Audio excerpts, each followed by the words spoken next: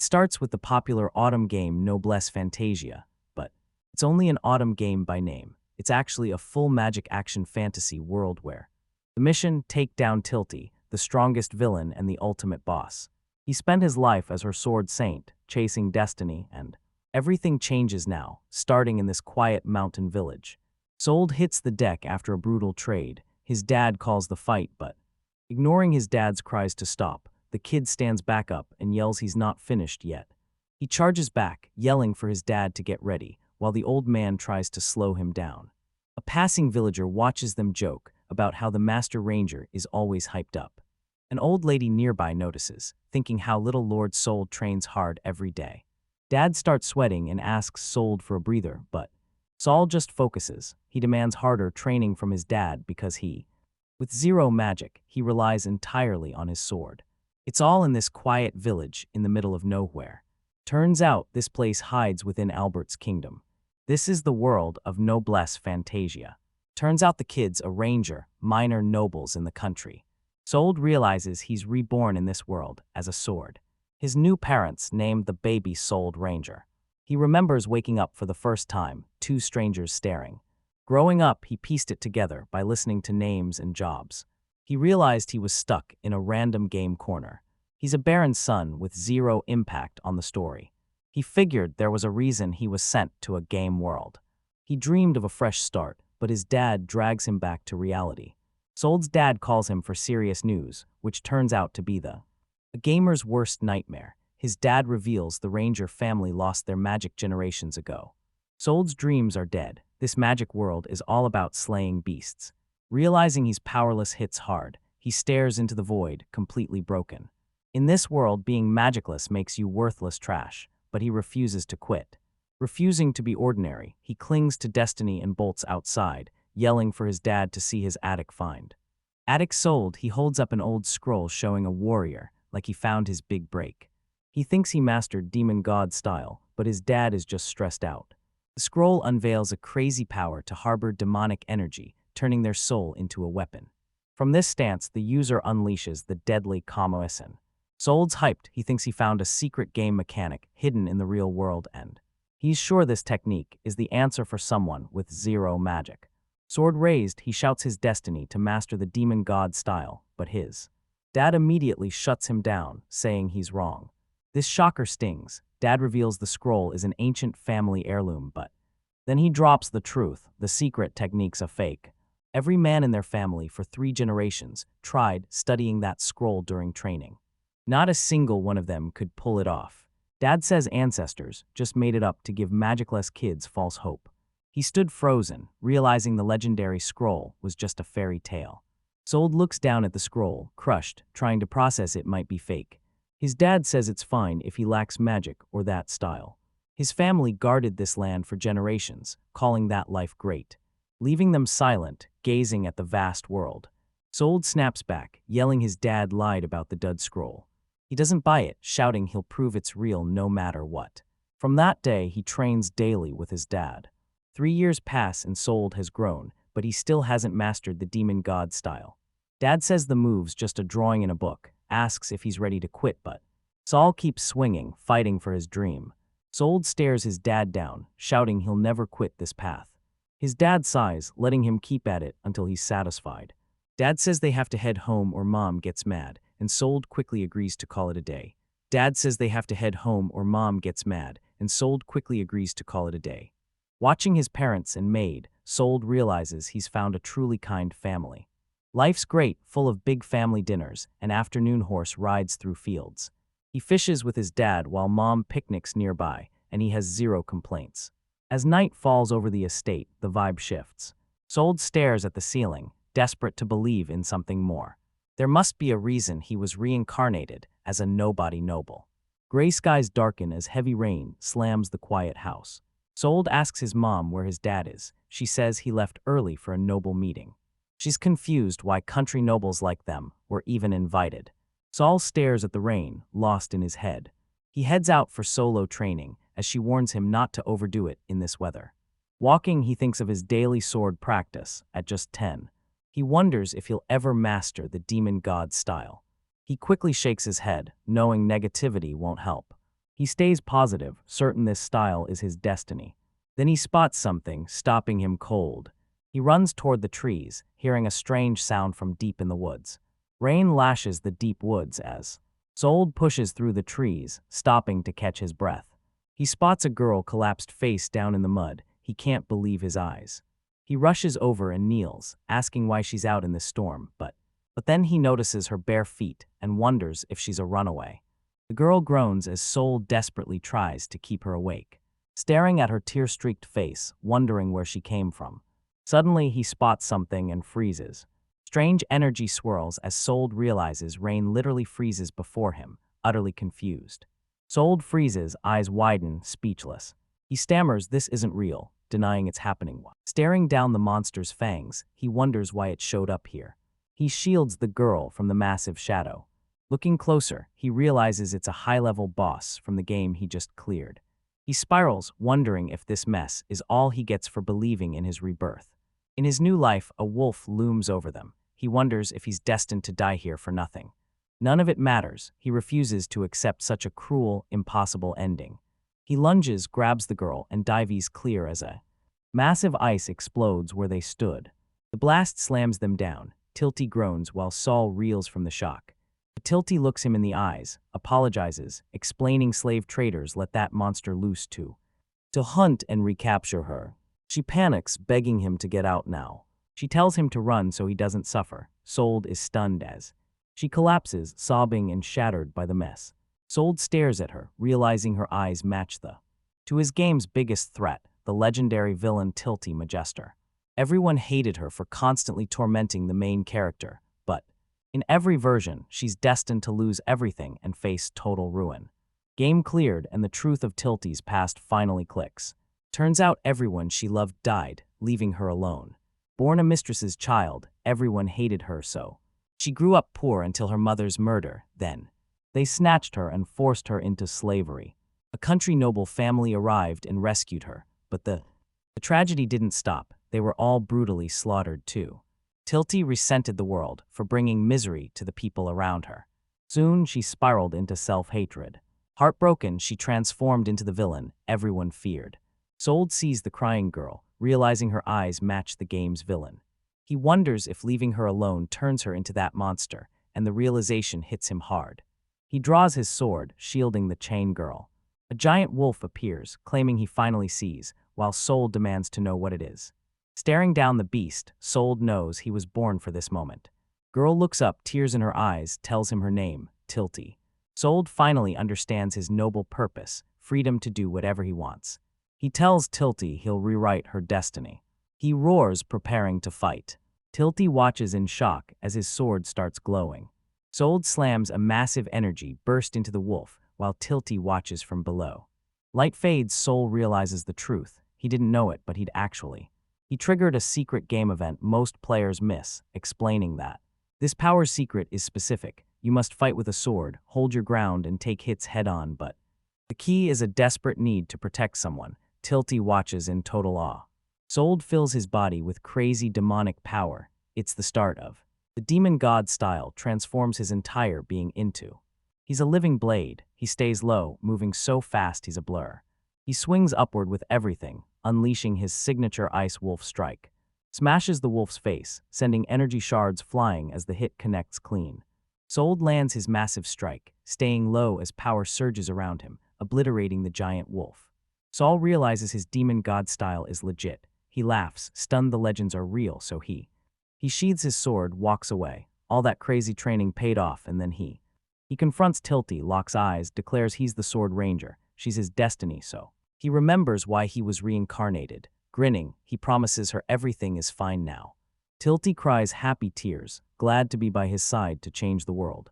She leaps for a hug, but he warns of her dark fate as a villain, vowing to stop it. Will cut down anything in their way. On a distant dark cliff, lightning rages inside a massive castle. A throne figure asks if Fenrir returned. His followers deliver bad news. Fenrir and the slave trader are missing. Inside the dark castle, the masked leader fumes, ordering his followers to hunt him down immediately. Obsessed with Tilty, he stares at a giant skull, wondering where she went. Sitting on his bone throne, he calls Tilty his sister and vows to bring her home. A carriage pulls up to the Ranger mansion at night. Inside, a man sighs about his grueling day. Garland bursts in shouting he's home. Their wet nurse Baba greets him, but Sold runs to greet his dad as the family introduces Tilty to Garland, and then they drop the news. Tilty officially joins the Ranger family. Garland's blindsided, staring at Sold in shock and demanding to know what's going on. Peace returns to the mansion for Muro, Baba, and Tilty, who's finally free from her dark past. The Ranger crew is together, with Garland heading the house, while Sold keeps his reincarnator secret to himself. The family crowds the table as Garland reels from the story. Sold explains saving Tilty from a monster. He locks eyes with his dad, ensuring he listens, but Garland just watches, arms crossed. Muro asks if he thinks the girl's situation is tragic. Silence falls as they realize Tilty has no family left. Saul instantly begs his dad to let her stay. Garland pauses, weighing the choice. He suddenly flips the mood with a thumbs up, claiming everything's fine, and winks, saying good deeds are just the job for nobles. He stands and names her Tilty Ranger as the crowd erupts in cheers. Sold smiles. They finally advanced to change the future. But he knows the stakes. Tilty, the noblesse fantasia villain, is destined for ruin. This world is ripped straight from a game he played in his past life. He's convinced he reincarnated here only to save Tilty.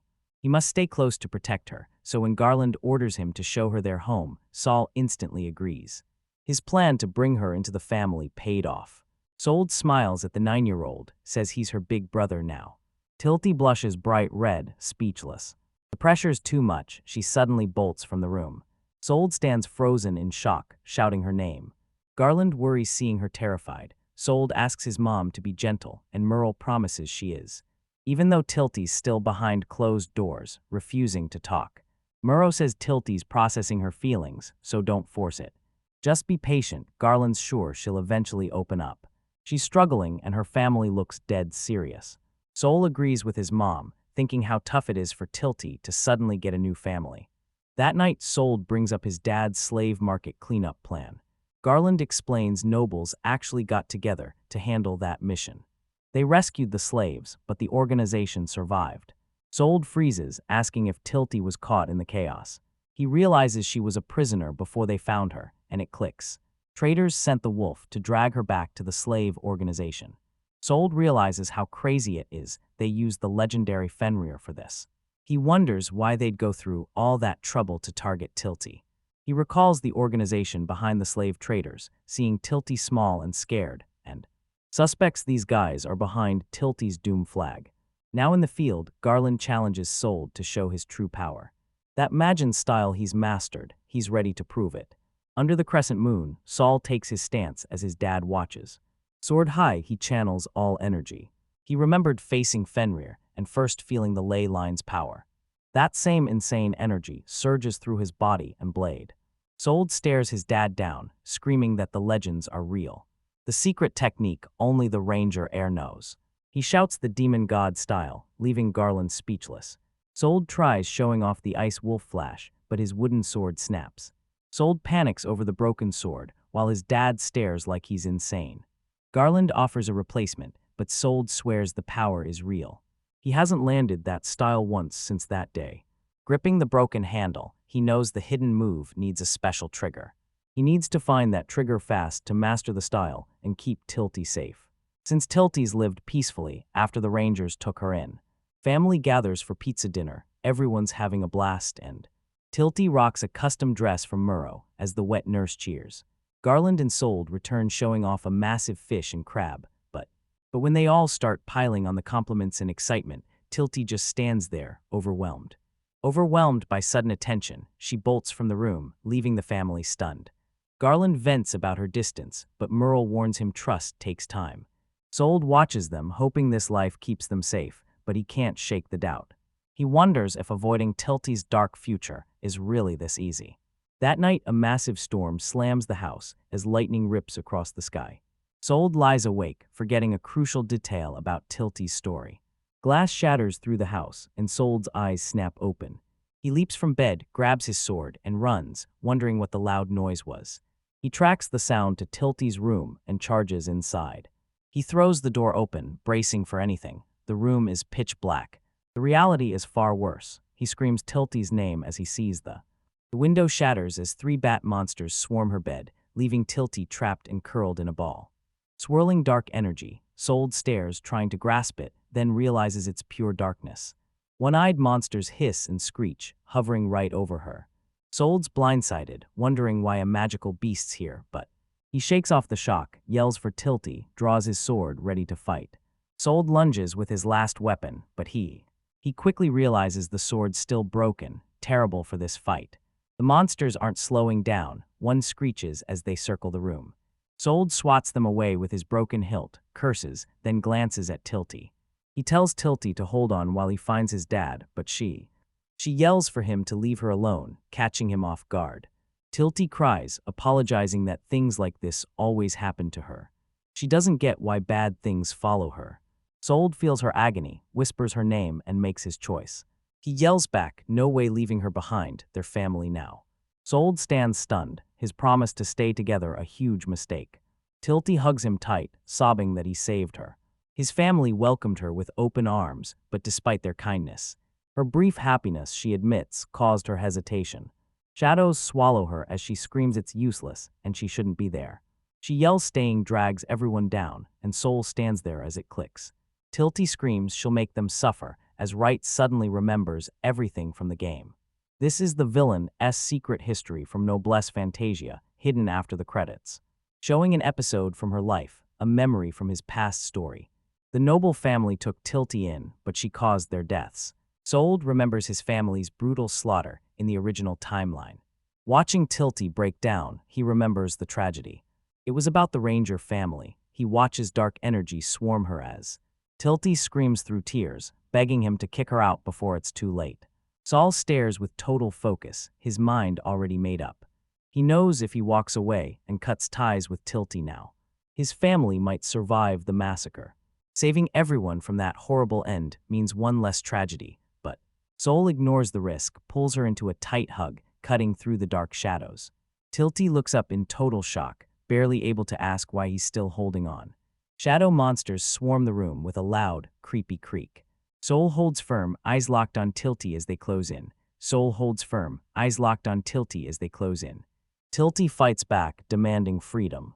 Soul holds tighter, vowing he's never letting go. He asks if his misery even matters, then reminds her she's not alone. Reminding her they have parents now, he's there for her. Soul smiles, calling her his sister, and swearing to protect her with his life. Words hit Tilty, she loses it, sobbing against his chest.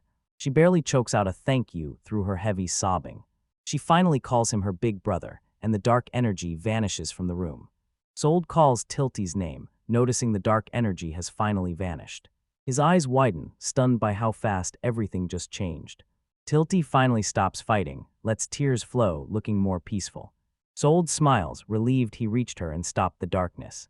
He may not get that dark power, but he knows this. If it brings Tilty trouble, he's not having it. His parents burst in. Dad screams for Tilty, while Mom demands Sold explain what happened. Saul looks them in the eye. He needs a new sword. Looking dead serious, he explains he needs to get way stronger. He vows to protect Tilty and cut down any darkness that threatens her.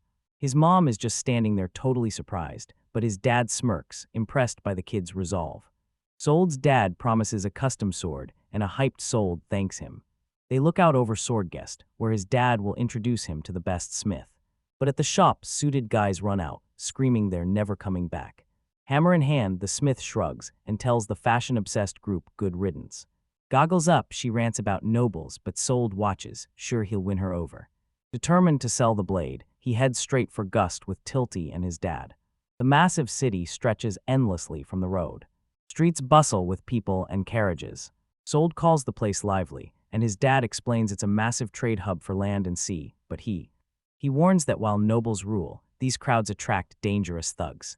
Sold's dad warns Tilty to stay close in the crowd, and she nods nervously. Sold takes her hand, suggesting they hold on not to get lost in the crowd. Tilty beams at him, blushing as she thanks her big brother for protecting her. Sold smiles back, realizing she's finally warmed up to him lately. Walking through the market, he remembers she asked to join the trip, a massive help because he stays glued to her side, protecting her wherever they go. But as they're walking, both of them freeze, stunned by what's on the street. A vendor effortlessly grills meat using fire magic from his finger. Kids play tag, shooting fire and water. High above them, a girl zips a broom through the sky to deliver bags. Magic fills this town. Vendors grill snacks with their fingers, and kids blast spells for fun. In Noblesse Fantasia, magic is a normal part of daily life. Sold clenches his fist, his dad and Tilty sensing he feels left out, His dad tells him not to worry, not everyone's built for magic. Soul nods, thanking him. Gripping his hilt, he declares his blade is all he needs. The demon god sword style he's learning has its own crazy power. He admits he's still got a long way to go before he masters it. Dad loves the confidence and urges them forward to grab their new gear. They find a large, old-school workshop, a giant sword sign over the door. Dad shouts hello while Sold looks around, doubting the place is even open. A shop voice yells, too loud, who's there? Sold's dad introduces himself, Baron Gallant Ranger. He snaps at the nobles to get lost, stunning Sold and his dad. Dad quickly explains the master blacksmith forged his sword long ago, hoping. The door swings open, revealing a woman wielding a massive hammer. She tells them the old man is dead, she's the boss now, and they need to scram. Dad asks if she's the master's kid, but she just says her name's Frey, tells them to see you, and turns away, but Sold speaks up, revealing he's searching for his own sword. Frey glares back, calls him a cheeky noble brat, tells him to ask his dad for a toy sword. Sold reels, stung by the insult, before he can speak. The door slams, leaving the group in the dust. Sold realizes triggering an event for a high-tier weapon is tough. His dad frantically apologizes, shocked the blacksmith's daughter now runs the shop. He wants to find another place, but doubts other smith's skill. Sold refuses to quit and insists on asking again, ignoring his dad's warning. Kid smiles, says it's okay, he just wants to talk properly. Dad heads out to scout shops while Tilty sticks with her big brother. They face the shut door together. Tilty nervously asks why the woman was so scary. Unfazed, Soul asks if she saw what was hidden in the back of the shop. Inside were rugged swords, proving she's the real thing. The swords on the wall look rough, bulky, unfinished at first glance, but Soul senses something special. These blades draw him in. He returns to the forge where Frey works and tells her he needs a proper talk. Tilty trembles as Frey spins around, demanding why they've barged in, but Saul just makes his request. He holds out his sword, showing its messed hilt, and Frey lifts her goggles for a better look. Sold tells her he needs a sword that won't shatter at full power. Caught off guard, Frey stares and asks who the hell he is. He tells her his name is Sold. He needs this weapon to keep his sister safe, but before they finish, voices at the door ask if this is where they were kicked out. Huge armored mobrub stomps in, yelling Lord Walger Debihip sent him, demanding a sword now. Sold shouts as the mood shifts. Frey sighs, rubbing her head. It's just one thing after another today. Mobrub holds the door, but Frey defies him, adding her dad forged no swords for showy nobles. The big guy aggressively leans in, shouting her old man forged a blade for Lord Walger. Frey goes silent, face darkening. She admits he's right, her father forged it, but the truth is dark. Walger threatened her father, knowing he'd do anything to save her. It takes her back to childhood, remembering her dad teaching her the craft daily, while he'd yell a sword isn't a pretty ornament, insisting a blade is only for fighting. He'd point at useless, fancy weapons, warning her never to craft anything just for show. He begged her to forge only the swords she believed in and avoid his mistakes. Frey watches him at the anvil, remembering his words, a sword is power. He held that belief until the very end. Frey remembers her father, a fool who sacrificed everything just to protect her. She realizes that's why she must choose now. Frey shouts she's inherited her father's spirit, ready to strike. She stands firm, grips her hammer, vowing to only forge the fighting blades she trusts. Tilty and Sold watch her in awe, her spark reigniting, but Mabrub smirks, dismissing her like ancient history since he thinks swords are useless now. He insists magic is all that matters, claiming one mage wrecks 100 swordsmen, so to him, a blade is just a fake magic staff or shiny noble jewelry. Mabra snaps, grabs Frey's collar, lifts her, yelling nobody wants a real weapon anymore. He leans in, tells her Walger expects her dad's old skills, so shut up and work. Mabra looms over Frey, asking if she wants a threat too, making. She groans, trapped and frustrated, but Sold steps up and yells for him to stop. He makes it clear he's the only one who needs a real sword. Frey stares, shocked this kid steps in for her, but Mabrub stares down at Sold, wondering why this random brat is talking back. The knight swings, launching Sold across the room. Tilty screams for her brother. Mabrub warns him, watch his mouth or he'll kill him. Sold slams the floor, clutching his chest and cursing his dropped guard. He looks up, surprised because Tilty gets in Knight's face, yelling at him to stop being mean to her brother. Tilty snaps, screaming through tears that she'll never forgive anyone who hurts her brother. Mabrub grabs a terrified Frey, asking if she'll die with him. She's there calling the knight a bastard, gripping her smithing hammer. Sold recovers and snatches a heavy blade. Frey screams to drop it, but ignoring her, he takes a stance and lifts the massive weapon like it's weightless. His sharp, cold eyes glare, ordering the knight to get his hands off his sister. Frey stands stunned, wondering how this brat can swing such a heavy blade. Tilty screams for her brother, but Mabrub only sneers, Sold little shit. He glares through his helmet, asking if the kid understands the mess he's making. Ignoring any answer, the knight charges, yelling he doesn't care if he dies. Mabrub laughs, fires a massive fireball, and keeps his grip on. Tilty screams, losing it as the blast's heat nears. Sold stays calm through the chaos, sensing something nearby. Suddenly, a strange power takes hold mid-swing. He feels Fenrir's power, the demon he fought. Energy surges through his body, ready to end it. He swings the massive blade, blasting a shockwave forward. The attack clears the air, Sold shouts wolf flash, and shreds the knight's defense. Mabrub screams, clutching his arm and cursing that strange sword. Mabrub reels from the hit, Frey shields Tilty, Sold holds ground, a sword's pure power dawning, and he shouts it's the power to protect his loved ones. Frey is stunned by the kid's power, while Tilty grins, knowing exactly what's coming. Bad guys are done. Mabrub groans in pain, his glasses-wearing buddy freaks, yelling his name as the T. They bolt, Mabrub curses mid-sprint, his assistant begging him to wait. Sold and Tilty remain. Tilty leaps into a hug, thanking her brother for everything. He checks she's okay and she's hyped, saying the move was exactly like his old one. Saul smiles, agrees, finally connecting the dots because this is just like his clash with the massive wolf Fenrir. Mabrub grabs her and it happens again. Now everything clicks. Saving Tilty unlocks the Magin style, but he's just glad she's safe. The cheap blade snaps off the handle. Tilty panics, screaming that the sword just shattered. Sold stares at the useless hilt, muttering, it failed again. Magin style shatters normal swords. The kids jump, realizing Frey stands there, watching them, arms crossed. She stares them down with a deadly glare. Sold and Tilted immediately bow, profusely apologizing for wrecking her sword, but Frey tells them not to worry. She'll forge him a new one, catching Sold off guard. She smiles at him, remembering to when her dad at the anvil taught her sword's mean power. He tells her it's the power to fight and stay true to your beliefs. Frey sees his resolve is real. He seeks power only to protect, so she'll forge a blade worthy of his will. She vows to forge a mighty sword that will never break, no matter how hard he fights. She gives them a confident wink and a thumbs up, promising she'll personally get the job done. Sold grins, finally holding a weapon built for his demon god style, and thanks her. Kids shout thanks. Frey acts tough, tells them to drop formalities, call her Frey. He's sold and pumped on the new weapon. It's his ticket to next level strength. At the huge mansion across town, things aren't going well for Mai. Mabrub stands with his arm in a sling as Waldger screams that any soldier losing to a kid is fired on the spot. Panicking, the knight begs his master, swearing the kid was no ordinary brat. He says the boy's swordplay is pure magic, and the silver-haired girl shocked Waldger with him.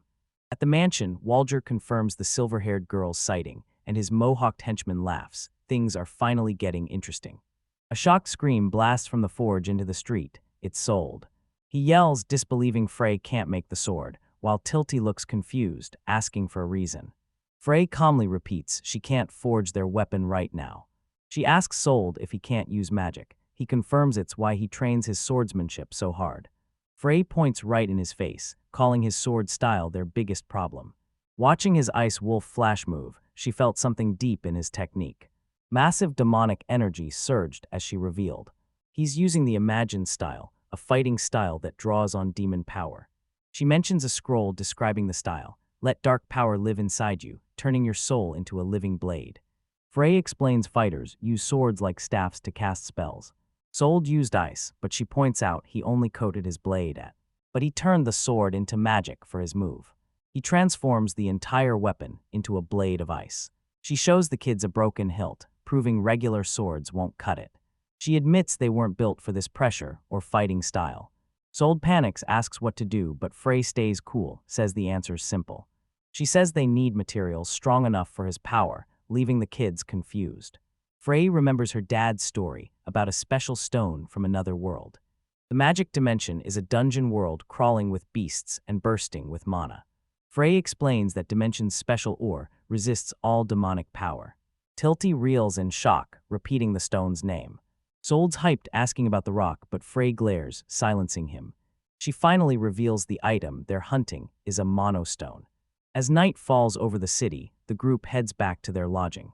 They head back to the inn to eat and talk. Sold's dad nods, finally realizing the Magin style requires a legendary sword. He asks Sol if that weapon finally makes his unique style real. Sold admits it's possible, but they still need a magic stone, making his dad laugh at the timing. He loses it and sprays his drink once the magic stone's price hits him. Sold's dad wheezes from shock, asking if they're serious, as Sold checks if his old man's okay or about to snap. The dad stares back stressed, telling them they're asking for way too much. He explains magic stones are ultra-rare items you can't find for sale on the market. A tiny fragment of those things outvalues the priciest jewels. Sold sinks, remembering Frey's identical warning, they're impossible to find. His dad shuts it down, but promises to find another way to get what they need. Night falls as the hunt for moonstones begins. Even back in the game, they were notoriously hard to find. As Sold and Tilty settle for the night, Sold thinks how much easier the game was, just grinding for cash. He stares at the selling, the weight of making it real a huge pain. Tilty rolls over, wishing he gets the stones, and Sold smiles back, hoping for the same. Settling in, Tilty calls Sold. Confused, he turns when she beams, thanking him for the save and calling him cool. She giggles, wishes him good night, still calling him big brother, leaving. Steve lay there, a massive blush, feeling great about it. Staring at the moon, he decides he'll do anything for a villainess this cute. He vowed to overcome any struggle to make her happy, so he commits to delivering the magic stones by tomorrow. Next morning, Frey hands him the repaired sword and promises to wait for their return. Goodbye's over, they hop in the carriage and head for Soldier Village. Sold's dad looks bad, apologizing they didn't get the new sword today. Sold's dad mopes over the sword, but Sold reassures him. He's just glad they finally have a plan. His dad asks if Tilty finally relaxed after the chaos. She beams and says she definitely did. Meanwhile, he convinces himself everything's perfect. Despite the trouble, he knows he's set the right events in motion to claim the sword. Peace is shattered as a massive explosion rips through the carriage. Driver flies, Sold's dad yells, Tilty screams. Sold grabs her as the world explodes in fire and smoke, but the wrecked carriage smolders roadside as Boots step into view. Dagora cheers his hit and orders his men forward as the bandits chant his name.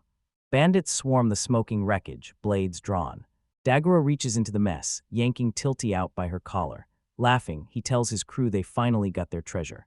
He'll deliver the unconscious girl straight to Lord Walger. Dagora heads out, leaving the cleanup to his crew as the bandits shout they've got it covered. Sold and his dad slump over, out cold from the blast. Dagora carries Tilty through the forest, his mind still blown by the tiny kid. This insane strength is actually the power of darkness. Later, a crystal ball voice tells Walger and Dagora the Titan's main goal, steal that specific power. Walger bows nervously, asking his master if they're really discussing the power of darkness. The ball's voice reveals massive, scary power. He says one person can wield power strong enough to conquer the world. Tilty's brother stares coldly, explaining this is the priestess of darkness's true nature. The master mocks Walger's 2 failed captures, leaving the noble groaning in shame. Walger's losing it, remembering how the girl escaped after killing her mother. Dagora remembers her second escape, even when they turned Fenrir loose. As they bow, the ball reminds Walger this is his 3rd shot. Through glass, they see the master's eye. He orders them, bring targets back no matter what.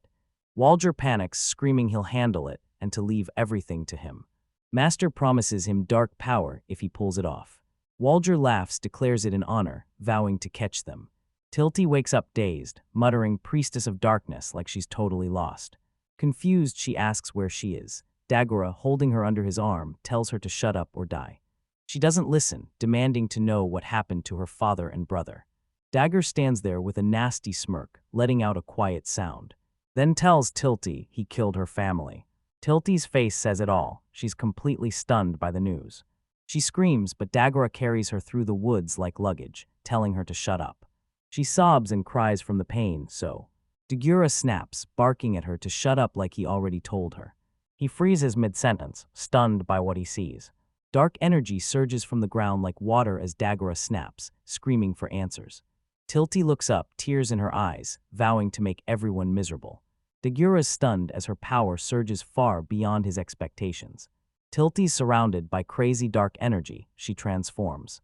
Dagura feels darkness melt into his body, turning his eyes pitch black. Power surges through his arms, veins popping. He feels amazing, roars as his muscles double. He screams darkness is absolute as a massive black whirlpool swallows Tilty. Sold realizes her darkness boosts power, that's why they want her, but Dagura laughs like a maniac, asking what the kid's doing there. He demands answers about his fallen men, but Soul stays locked in. Gasping for air, he curses his reckless mistake. He didn't expect this level of aggression, especially with his dad already knocked out by the wagon. Sold's dad lies by the wagon, regretting he dropped the ball and wasn't ready. Despite his injuries, he glares up, done playing nice and showing zero mercy. Sold realizes it doesn't matter when or who he fights, because if anyone targets Tilty, he'll make them regret it. He's locked onto the threat. Fueled by pure rage, he vows to cut every last one down. Dagura laughs at the kid before a massive dark energy swirl, saying Moblib was right, he's special. He flexes his power and warns Sold not to underestimate him, calling him a little shit. He gets in Sold's face, grinning nastily, yelling Priestess of Darkness belongs to Titans now. He claims they'll care for her, but he's clearly planning something sick. As shadows swallow Tilty's screams, Dagura cackles, calling her a human drug to boost their power. Saul stays silent, grips his sword and marches forward. He's done playing. Dagura snaps, screaming for the kid to burn as he unleashes a massive dark energy punch, but Sold blurs past, too fast, effortlessly swinging his blade. Before the big guy reacts, sharp slashes rip him apart and cut him down. Dagura freezes mid-swing as the air turns cold. Sold walks away, sheathing his sword, while Dagura stands there confused, asking what happened. He panics, letting out a pathetic yelp as ice crawls up his body. He begs Sold to stop, but the frost moves too fast. In seconds, ice buries him. He barely whispers for help, fear filling his eyes. Sold sheathes his blade, walking off as the ice wolf flash freezes. Sold's cold stare warns everyone. He has zero mercy for anyone targeting Tilty. While Dagura stands like a statue, his face trapped in ice. Leaving the mess, Saul heads for a massive orb of dark energy and reaches out. Reaches out with both hands, smiles gently, telling whoever is inside it's okay now. He calls Tilty over, and she peeks from the shadows with teary eyes. She snaps, screaming for her brother as she shatters the darkness. She launches herself, tackling Sold into a huge hug as he catches her. Sold pulls her close, vowing that despite her fear and despair, he'll save her, promising never to let her down. Tilty sobs into his chest as he begs her to stay strong and resist the darkness. Sold pulls Tilty close, apologizes for everything, but she just hugs him back and thanks her brother for saving her before her body goes limp in his arms. Sold sees she's passed out from stress, looking just like last time. He stands thinking of Titans, knowing they're still out there hunting dark power. Voices from the woods buzz about how he dropped Dagura in one hit. Suddenly, armored knights arrive, claiming House Hartman. The knight demands Sold back, but he refuses, snapping to ask what the hell is going on. Now we cut to a massive mansion under the moonlight. House Hartman is one of two noble families running Gus. Before the watching crowd, knights introduce the kid as Lord Sold, son of the Ranger family. At the Hartman estate, a man welcomes Sold, saying, "Nice to finally meet you."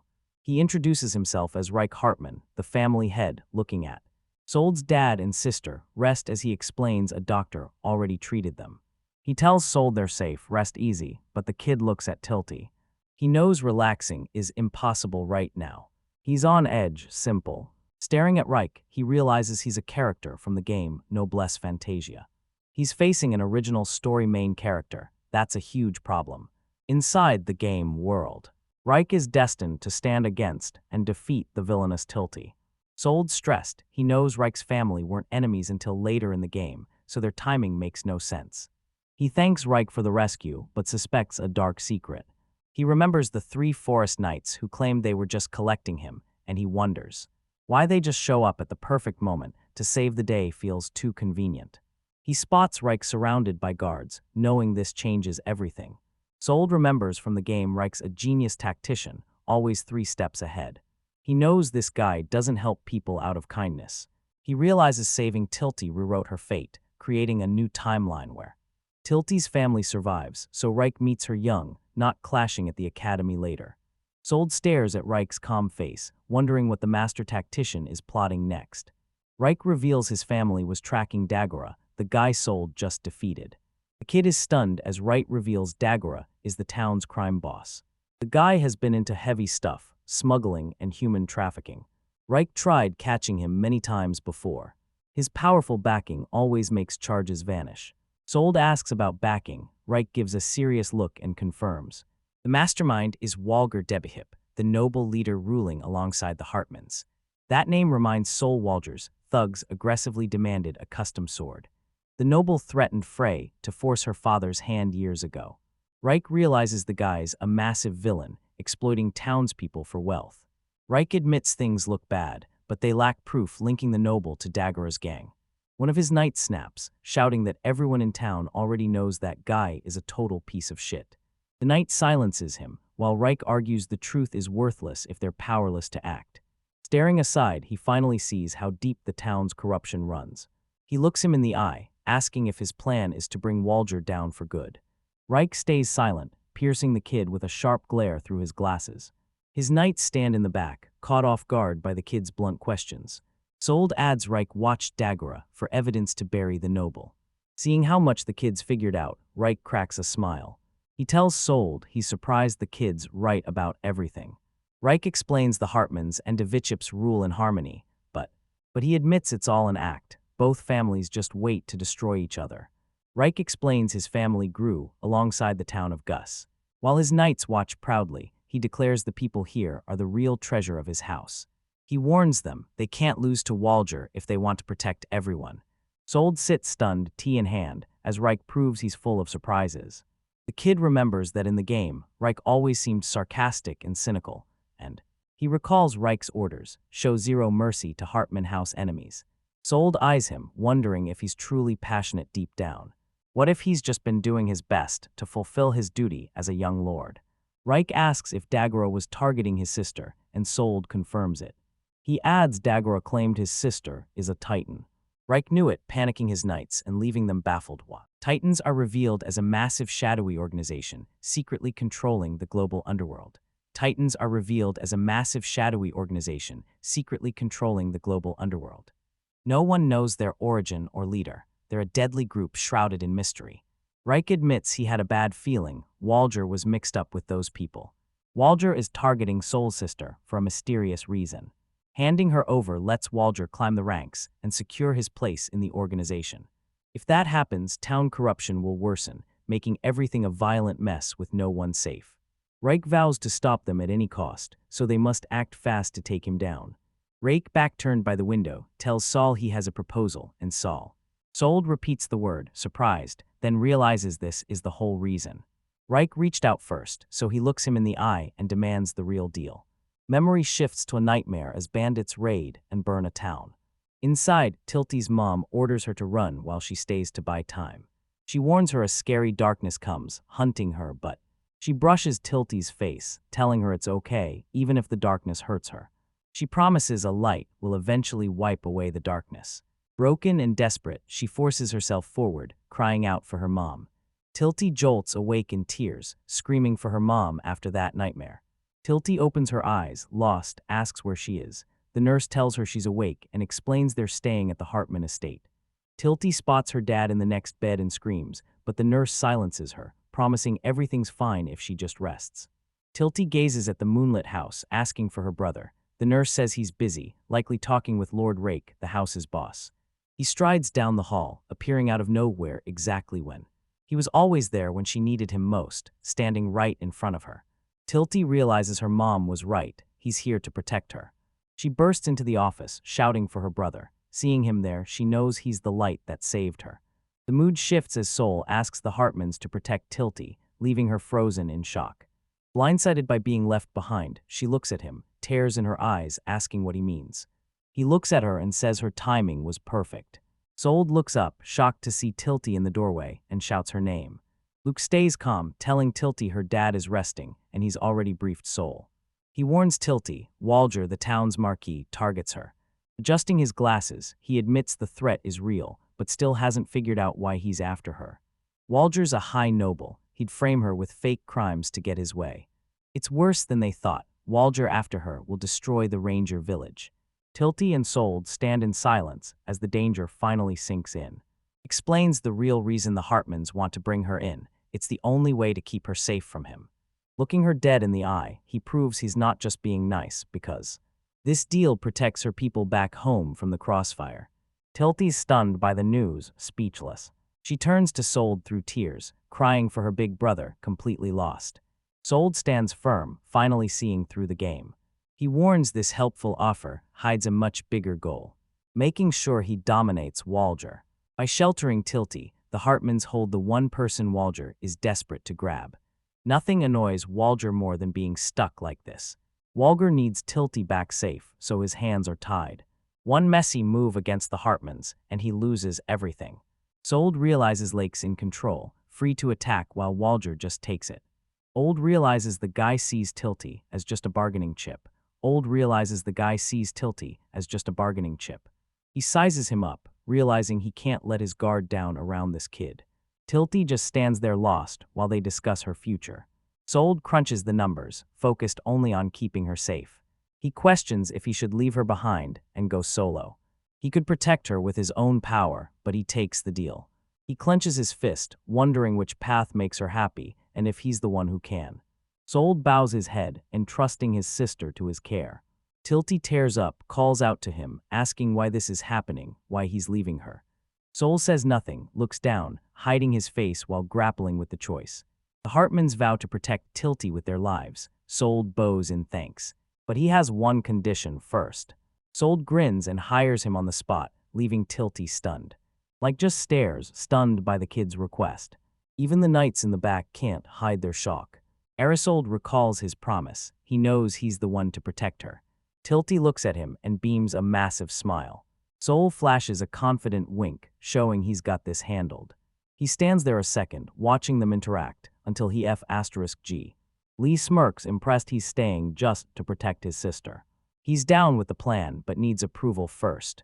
His younger sister. Sold stunned by the sister reveal, while Tilty's fixated on the word discuss. Like asks for approval, Sold agrees, but wonders why the house head isn't deciding. He tells them to wait at the mansion until Sold's dad recovers. Later that night, Boots hit the floor. Enters the bedroom, calls Saluria. She sits on a bed piled with stuffed animals.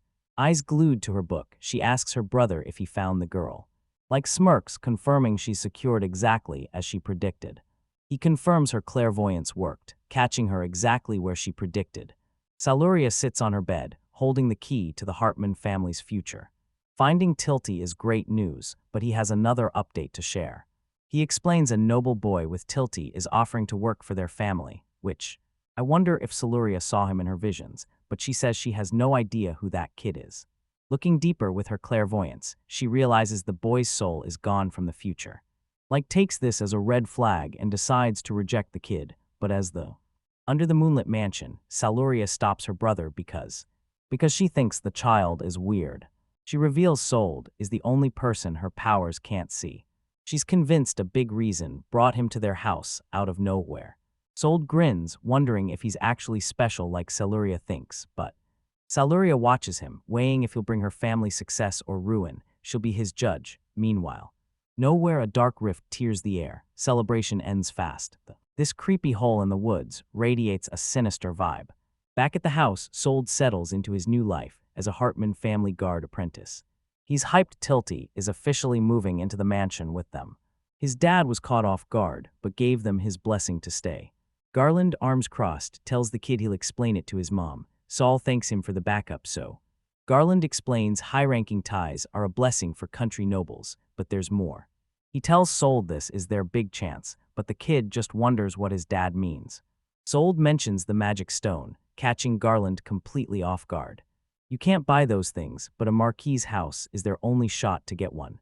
Sold nods as it clicks. He knows they just need to grab a magic stone. Finally, they can forge Frey a real sword. Need a blade for Magin-style swordsmanship, tough enough to handle its power. If Sold pulls this off, he'll reach a whole new level of power. Garland bows, preparing to leave, telling Lord Rake he's leaving the two kids with him. Rake wishes Garland a safe trip as kids wave goodbye from the pavement. Sold focused on his mission, guarding Tilty. Walger still targets her, so she can't go outside, but otherwise she's free. Mansion life is smooth, starting with the amazing meals served every day. Even their library grind. Tilty finally relaxes, playing with the dogs while Sold keeps watch. Sold realizes he finished the week without issues, but then he spots Saluria lurking behind the walls, staring them down like she has for days. He's watched her for a week straight and finally knows her true identity. Turns out she's Saluria Hartman, the sister from his Immortal-like game. Sold watches her standing alone, wondering if he should finally approach her.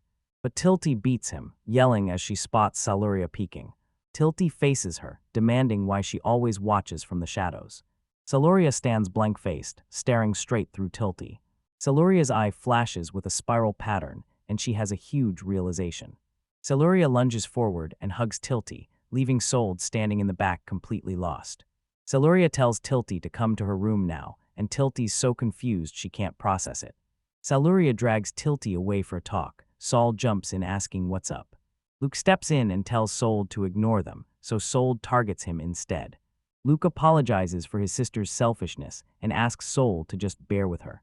He warns Saluria is unstoppable like this, leaving Sold wondering what he means. Outside the mansion, dogs run around the grass, chill as usual. Over tea, Luke explains how Saluria's power blesses the entire Hartman family. Sold wonders about this blessing, explaining Saluria's power saved him so often he needed her permission to hire. Light calls his sister the family's guiding light, and it clicks for Sold as he remembers Saluria from the game. He remembers her guiding him through every struggle, recalling the legend of winds leading the way through the unknown. Saul pieces it together, remembering her ability shows people their exact path. This rare gift lets her see the future. Sold realizes she's like her sister and demands details, but she shuts her down, apologizing her power's a family secret. He calls her power special, confirming his suspicion she has the clairvoyance he remembers from the game. He wonders what she's seeing through those eyes. Cupcakes and sandwiches sit ready, buried in a mountain of stuffed animals. The girls chill in a room of plushies, while Saluria and Tilty host a private tea party away from the guys. Tilty, unsure, carefully asks Saluria a question, but Saluria stares back blankly, telling Tilty to drop the formalities because honorifics are a total pain. Tilty asks why she's here. Saluria saw them talking, so she brought her. Saluria always follows what she sees, claiming it's never wrong, leaving Tilty confused about what seeing even means. Saluria's eyes sharpen as she reveals she's doing everything for her brother. They sit surrounded by stuffed animals, sharing a quiet moment.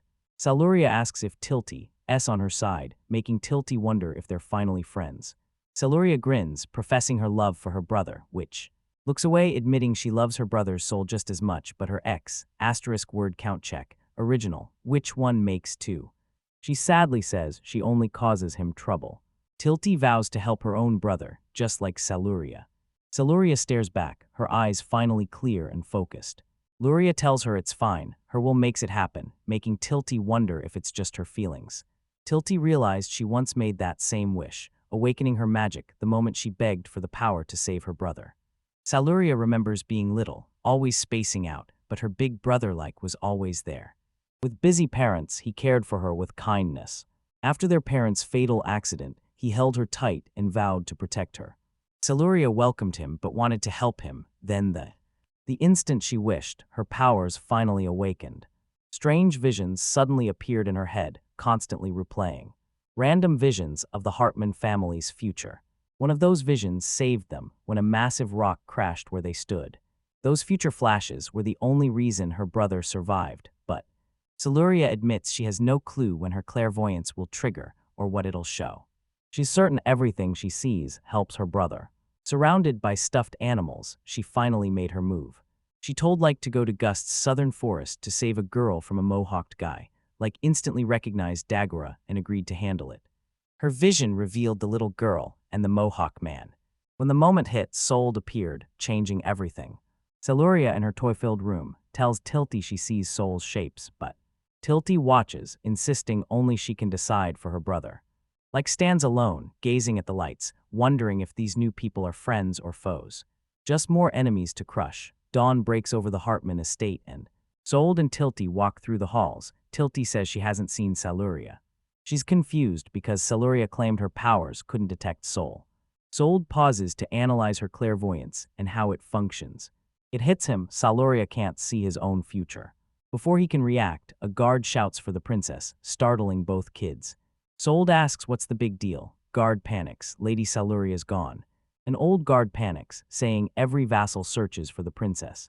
Tilty calls her brother as Sold steps up, vowing they'll both join the search. Estate guards yell and scramble as Celuria's search intensifies, but high on the roof's edge, Celuria stands alone, staring at the future she's seen. Always guided her path, yet she's nervous about what's next. She edges toward the ledge, certain she was meant to see this. From the mansion's peak, she gazes over clouds as wind whips.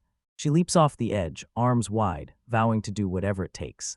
She shuts her eyes and accepts the fall, looking perfectly at peace until Soul appears out of nowhere on the roof, grabs her hand, stopping her fall before disaster. Soul screams Celuria's name, grabbing her in a panic and asking what she's doing. Celuria stares back, blank and confused. She doesn't get why he's there. She recalls her vision, falling alone through the sky. Soul was missing from her future vision, so she explains she was just following it. Leaves him lost. She explains that in every future she's seen to save her brother, she had to jump. Soul froze, barely able to move. Trapped below, they screamed, "We're Soul, look out." He's still dangling. Soul snaps, yelling that her death would crush Luke. On the roof, Soul fumes as Celuria stares blankly. She doubles down, vowing to do whatever it takes to ensure the right future. Saul screams from the roof, demanding what she means by a right future.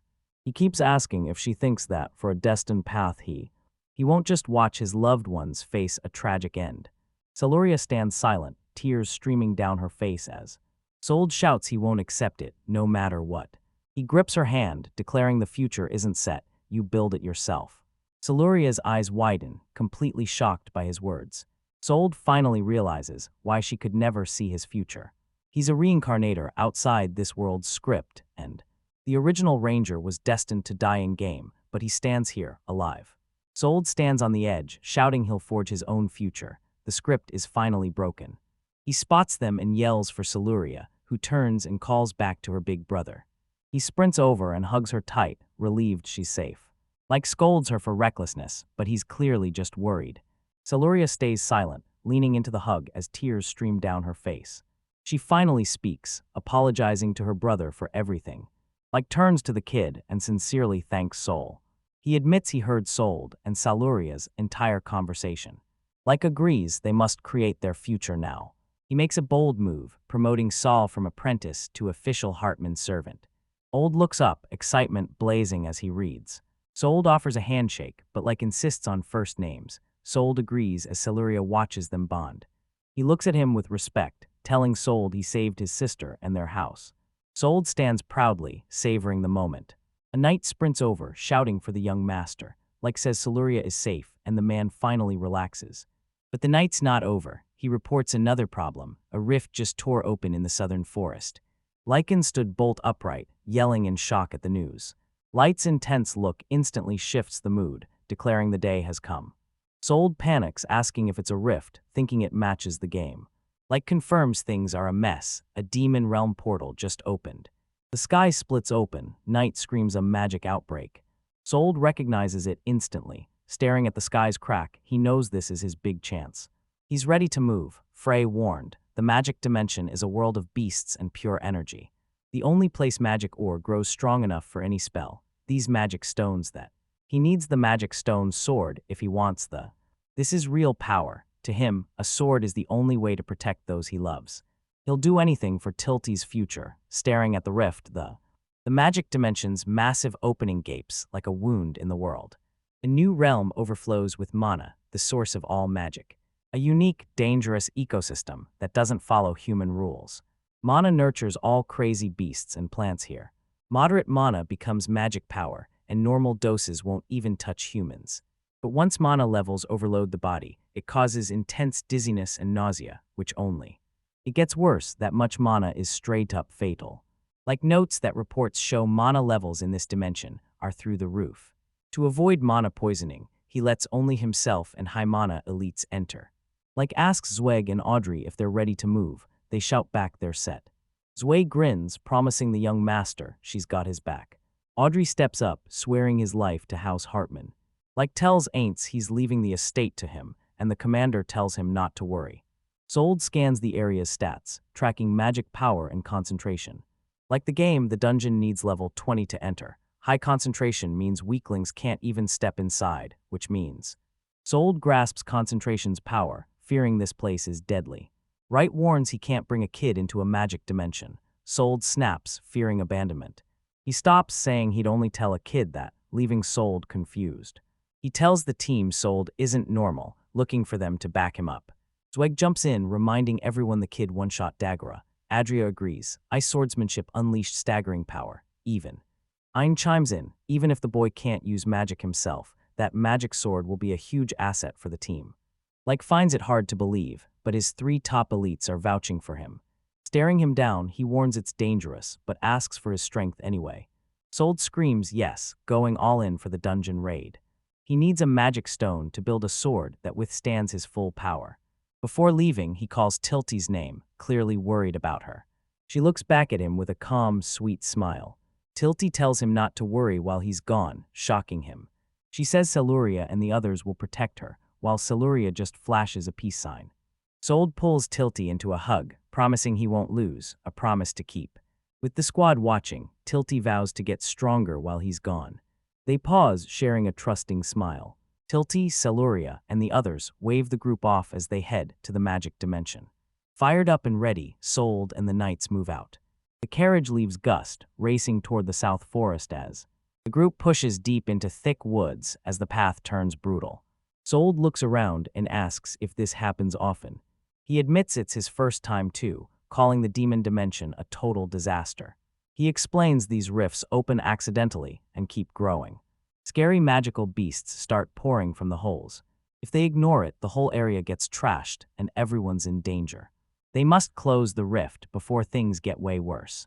Like points out the rift spawned right in his family's territory. As they walk, Light explains his family takes the fall if the rift messes up. The enemy won't let that slide, so Sold asks if he means Waltz or Divvy Hip. Like confirms Walger will blast the Hartman name for bringing danger to town. He's just trying to prove they're unfit to rule Gus City. Passing a waterfall, he admits these demon dimensions have one major perk. Inside, they discover tons of rare resources. He mentions rare plants, monster parts, and ores found nowhere in the human world. So profitable, nobles pray for rifts to open just to get rich. But he warns money only matters if you're strong enough to clear it. Guards spot them, shout they've been waiting, and lead the way. The group finally reaches the massive rift, a jagged tier in the air, leading to the demon dimension. Sold scans the area, sensing something's off. He asks if this is the place, and a knight confirms his suspicion. It's the same place Sold beat Daggera recently. The rift's heavy energy looms like a giant mouth ready to swallow them. Sold can't shake the feeling something's off, wondering if it's just a coincidence a rift opened right here. Reports reveal Daggera's frozen body vanished from this exact spot. Mobrib confirms the body vanished before soldiers arrived, replaced by this massive rift. Zweig keeps things chill, saying Daggera's dead, and asks Saul to back her up. Sold's crew saw it happen, but Walger likely snatched the body to cover his tracks. Mystery still looming, everyone locks in as Light orders the team inside. Like shouts it's time to destroy the demon dimension, and the crew cheers loudly as they dive into the rift. At the mansion, Siluria grills Tilty about that dark power, and she reveals. Since childhood, her magic flared when she felt down. Her mom called it the power of darkness. It's terrifying, Tilty can't control it and blacks out the second it starts. She looks away, convinced her weird power only brings bad luck. Everyone she gives a damn about, Siluria watches her, then tells her that power isn't evil, it's how people choose to use it. She gets it because her own clairvoyance used to terrify her too. turns out. He's the one who taught her to embrace being different as a child. She warns power turns evil if you're a jerk, but used right, it brings happiness. Siluria finishes her advice, telling Tilty that using her power wisely brings true happiness. Tilty takes it to heart, asks if it works, then smiles, finally understanding. She winks, thanks Luria, vowing not to fear her powers. Determined to make everyone happy with her dark magic, she starts special training right now. A weird, happy war cry rings out as the crew fights plant monsters. Soul dives into the action, roaring as he swings his blade in a massive arc, shredding every monster. The monsters stand no chance, screeching as his slash shreds them. Like watches, realizing Soul's skills are next level. He figures that without magic, Soul poured everything into mastering the sword. Luke watches, stunned by the years of training behind those skills. The moment shatters as a winged monster drops screeching from the sky, catching them off guard. Zweig leaps in, unleashing a massive aqua lance water blast. Blasts the monster, sending it screaming back as she takes cover. She yells to Audrey for backup and he shouts, hammer ready to strike. Audrey slams his rock hammer, erupting giant, jagged stone spikes from the ground. Tears through the remaining monsters, finishing them as they let out a pathetic cry. Silence falls as the magic smoke clears. Audrey checks on Like, who says he's fine, then Audrey notes the area's finally clear. Suddenly he groans, clutching his head, making Sold realize something's wrong. Sold and the knights panic as he doubles over, screaming his name and hitting the ground. They give him medicine, but he's crushed with shame, apologizing for being a family head defeated by magic sickness. Sold asks why he's risking the demon realm, insisting a leader shouldn't push this far. He agrees but can't just give orders from safety, behind others. He admits he never wanted to lead, leaving Sold stunned by the heavy burden he carries. Grew up watching his father always leading his people, sword in hand. Not just Hartman House loved him, the whole town gathered to glimpse and cheer his name. Moved by his father's bravery, the crowd roared for the family to live forever. He sadly admits he admired the man, his only goal to be exactly like him. He strove to lead, but his parents' sudden death left him carrying the family legacy alone. Like explains, he became family head as a kid, trying to act tough. He realizes he only survived because everyone saved him, even house staff propped him up. He admits even his little sister, Saluria, was saving him. He finally realizes he was always at the back, while everyone else shielded him. He clenches his fists in frustration, telling Sold he's pathetic and can't forgive himself. Like sits on his gear, head in hands, completely defeated as Saul watches him. He fought his way to the demon dimension, but magic sickness made him useless. He fears he'll never match his father's power. Sold immediately denies it, shocking them with his sudden interjection. Sold tells him everyone is weak, especially him, with no magic. Looking down, he admits he feels worthless, existing only as someone who needs saving. Sold insists change is possible, demands sword mastery. It all comes down to belief, just like when Sold's dad watched him train in the rain. Sold grips his blade confidently, his mindset fueling him. Nearby, Siluria prays, eyes shut, as Tilty watches from behind her. He ponders the word believe, and tells Soul he finally gets it. Sold says strength comes from desire, and only works with true belief. Sold thanks him for the advice and decides to give it a shot, finally ready to believe. Even someone like him can get strong. He wants to make people proud like his father, making Sold beam. Zweig and Audrey rush back, like asks how it went. Zweig says it's a straight shot, and she looks confident. Audrey notes this dimension's layout is way simpler than the others. Like tells Sold, dungeon dimensions are distortions from another world.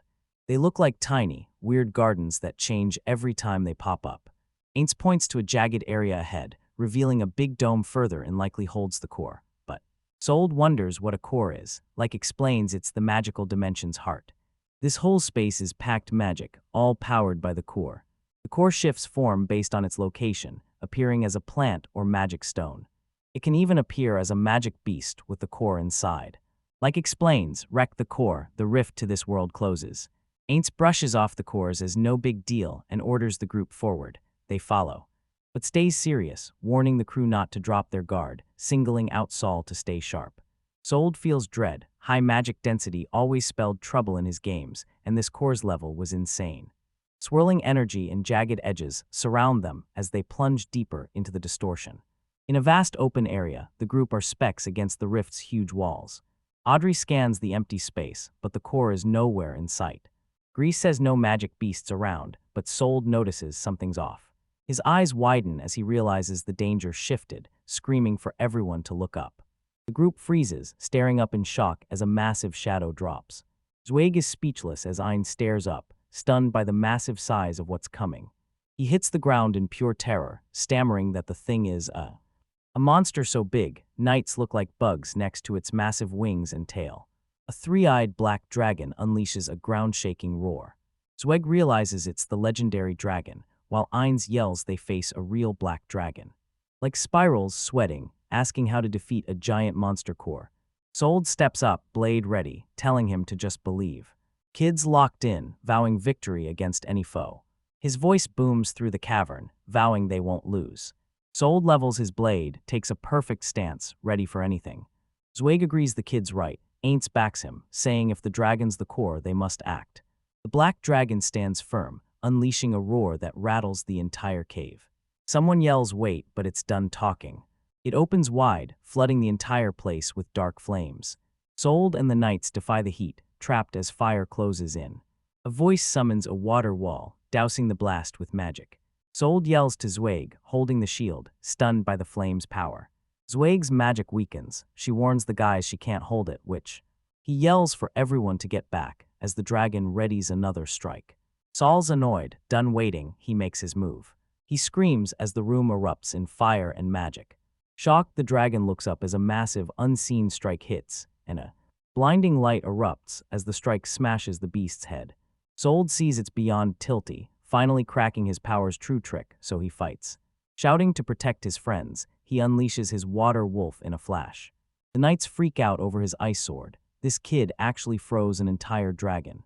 The monster is stuck in thick ice, completely shut down, like just watches Sold, thinking this kid's power is insane. He's in his head, admitting fear paralyzed his body.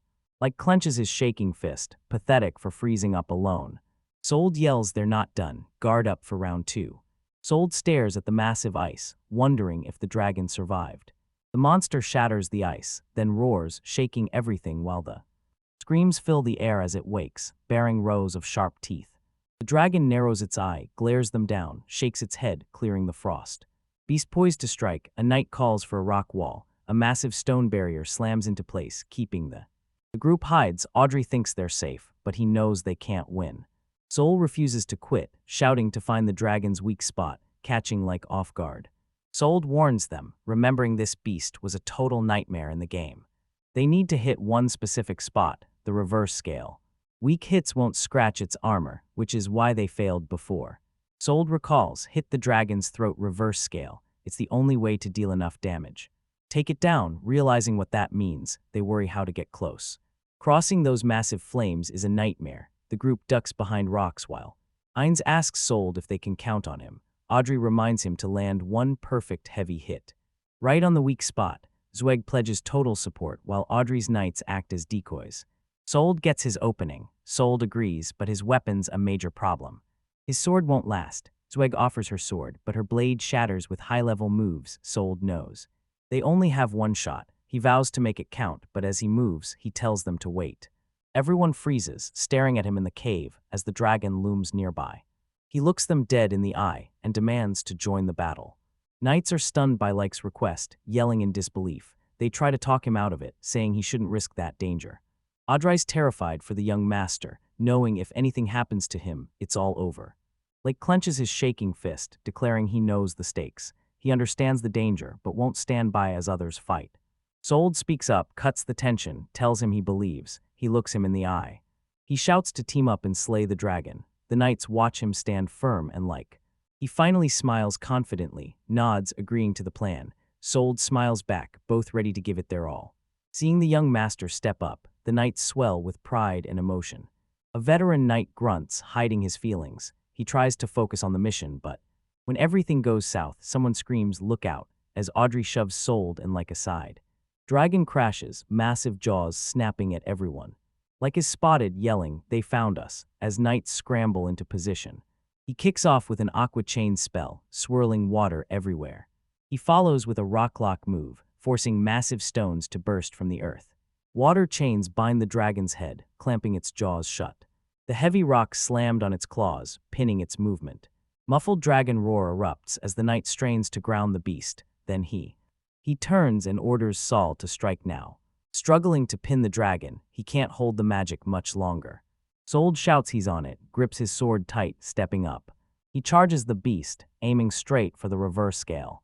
Sold spots the glowing reverse scale on the dragon's neck. He lunges forward, shouting, "There it is," and puts everything into one final strike. The dragon flinches from the blow, but doesn't fall, it blasts. It rockets up, a shockwave blasting dirt and rocks everywhere. Knights are caught off guard, one barely believes its speed. Another soldier panics as their target slips into the sky. Like yells, "Look out," swearing, realizing they lost the advantage. Above, the dragon growls low, staring down at the swearing knights. One man admits he's useless, with the beast out of reach. The dragon stares back with its cold, slit eye, waiting to finish them. He clenches his teeth, feeling useless he couldn't stop the beast, as he beats himself up. His eyes widen, spotting something that stops him dead. He spots the kid alone and screams for him to run for his life, but Soul doesn't flinch. He calmly holds his ground, looking back like he's in control. The kid believes in him, the last thing I expected right now. He stares back, silenced by the kid's confidence. Meanwhile, the dragon looms above, massive jaws gape as light flares in its throat. A massive energy blast slams the earth, obliterating everything in sight. A massive dust and smoke cloud erupts, hiding the ground as the dragon watches from above. Beast stares through the haze, baring teeth, waiting to see what survived that hit. Saul drops like a meteor, blade aimed at the dragon. Watching in terror, he screams for the kid to finish it. They make their final push. Pressure mounts as Sold aims. Shot Sold screams back he's on it, face showing no retreat. He swings with everything, delivering a massive strike that carves through the beast. The dragon can't react before the strike obliterates it. The beast slams down, kicking up dust as the fight ends. The knights erupt, celebrating their victory and next-level teamwork. Soul laughs, claiming victory for holding things together. He shuts that down, telling the kid he's the reason they survived. Stan looks down, admitting he wanted to be brave, but his legs froze before the dragon. Seeing Saul dive in fearlessly gave him the courage to fight. He tells the kid that facing that monster fearlessly was exactly what he needed. He thanks his admired hero, and Soul blushes from the praise. The knights laugh, calling a broken sword a small price for a dragon, and one even hands over his own blade. With the beast finished, they head out. He burst out, then stopped, looking back as a chill hit him. He's right, the dragon's eyes snap open, staring once more. Dark energy surges through its scales, looking deadlier than ever. Saul snaps, stunned it still moving after he hit its weak point. Sold realizes his grave misjudgment of the black dragon. This is the worst, so as the flames close in and his mind races, while the others watch and scream. Sold has no time to think. His body moves on its own in that moment. The dragon's massive fire blast should have wiped everyone out instantly. Ein drags him down while Audrey watches the fire engulf them, but somehow. He screams for Sold, certain the kid couldn't survive that direct hit. Dragon fire swallows the entire area, but a tiny bubble holds firm. Even the dragon is stunned as fire swirls off the target, leaving the knight freezes in shock. Audrey panics as the fire gets sucked away.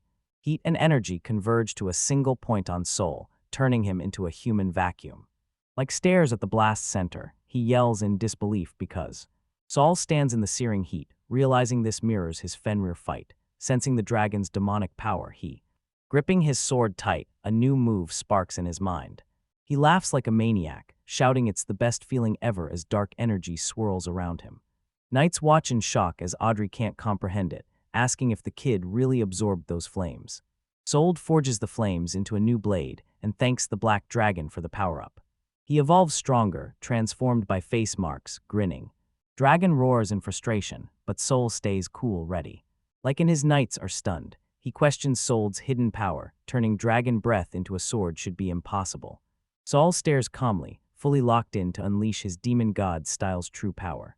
Sold stands, dark marks blazing, power surging. He's finally figuring out how to trigger this new ability. He must take a stance and catch the attack head-on, but as he thinks it over, taking hits isn't enough. He needs a mental edge. Driven to protect his friends, he stands firm as the Dragon unleashes another massive blast at him. A massive explosion erupts, blinding the entire area. Loses it screams Soul's name, thinking the kid vaporized, but Soul stays focused. He senses more to this power, the demon god style living deep inside him. He calls the move Ice Wolf Flash. His sword now has an ice blade, freezing anything it touches. The sword holds the ice, but his body carries the instinct to hunt. Soul senses the power within his blade, feeling a wolf's speed surge through his body. His eyes sharpen as he dives in to strike. He wields the black dragon's flame blade, so he lunges forward, unleashing the luck dragon's black dragon flame wings. He roars as his body ignites into a dragon-shaped streak of fire. It streaks across the sky, leaving a massive trail. The dragon sees it but can't react. Soul screams at the beast to devour its flames. He slams into the dragon's neck with full force, a sickening crunch. And a massive fire pillar erupts, blasting the dragon's head back and wrecking the place. The knights are going wild, cheering loudly because Soul's blade snapped off. He poured his all into that last hit. He stands in the smoke, pumping his fist to celebrate the big win. The black dragon, the demon dimension's core, finally burns to ash, and as the dust settles as the group gasps for air, Soul grins at Target, who stands stunned by his power. The dragon vanishes, leaving a massive glowing magic stone right before them. Audrey asks the price, and Ein says it's worth over $1 billion. Sees the giant magic stone, realizing this finds power. He can do it. He's finally forging the sword he planned. Soul pictures Tilty's joy with the gift, telling her to just wait. Back at the Hartman estate, Tilty is currently straining with everything she's got, barely holding back a cry as she struggles with a dark energy vortex. Siluria cheers, but Tilty grunts, SHH. She pours all her control into it. Siluria says she's close, but Tilty hits her limit and gasps for air. She watches her dark power shatter into 1,000,000 pieces. She collapses, gasping and hating her failure, so Siluria tries to. He tries stopping her endless training, but Tilty just looks up and says she keeps pushing to match her brother's hard work. Siluria tells Tilty she's too stubborn about training. Tilty just laughs it off, says she's sorry. But then, a blast rocks the building. Siluria screams as walls shake and dust falls. Siluria points to the window, says noise came from outside. Tilty wonders what's happening.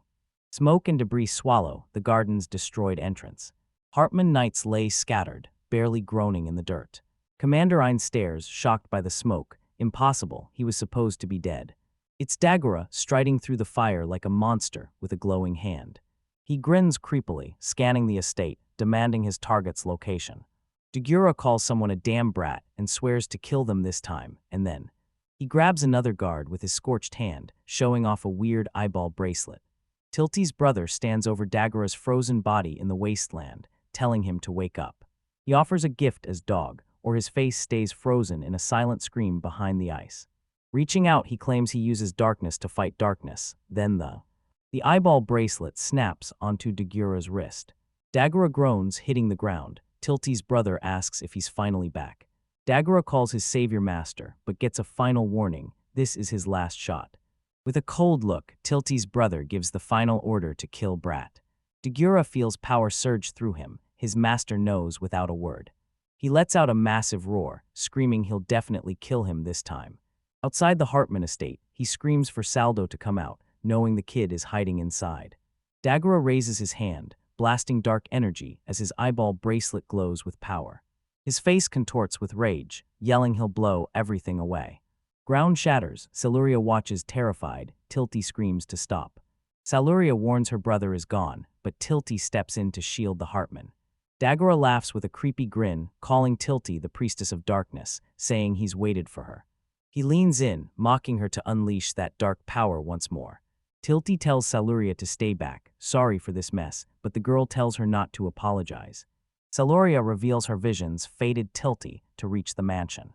Everything's different, catching Tilty off guard by her seriousness.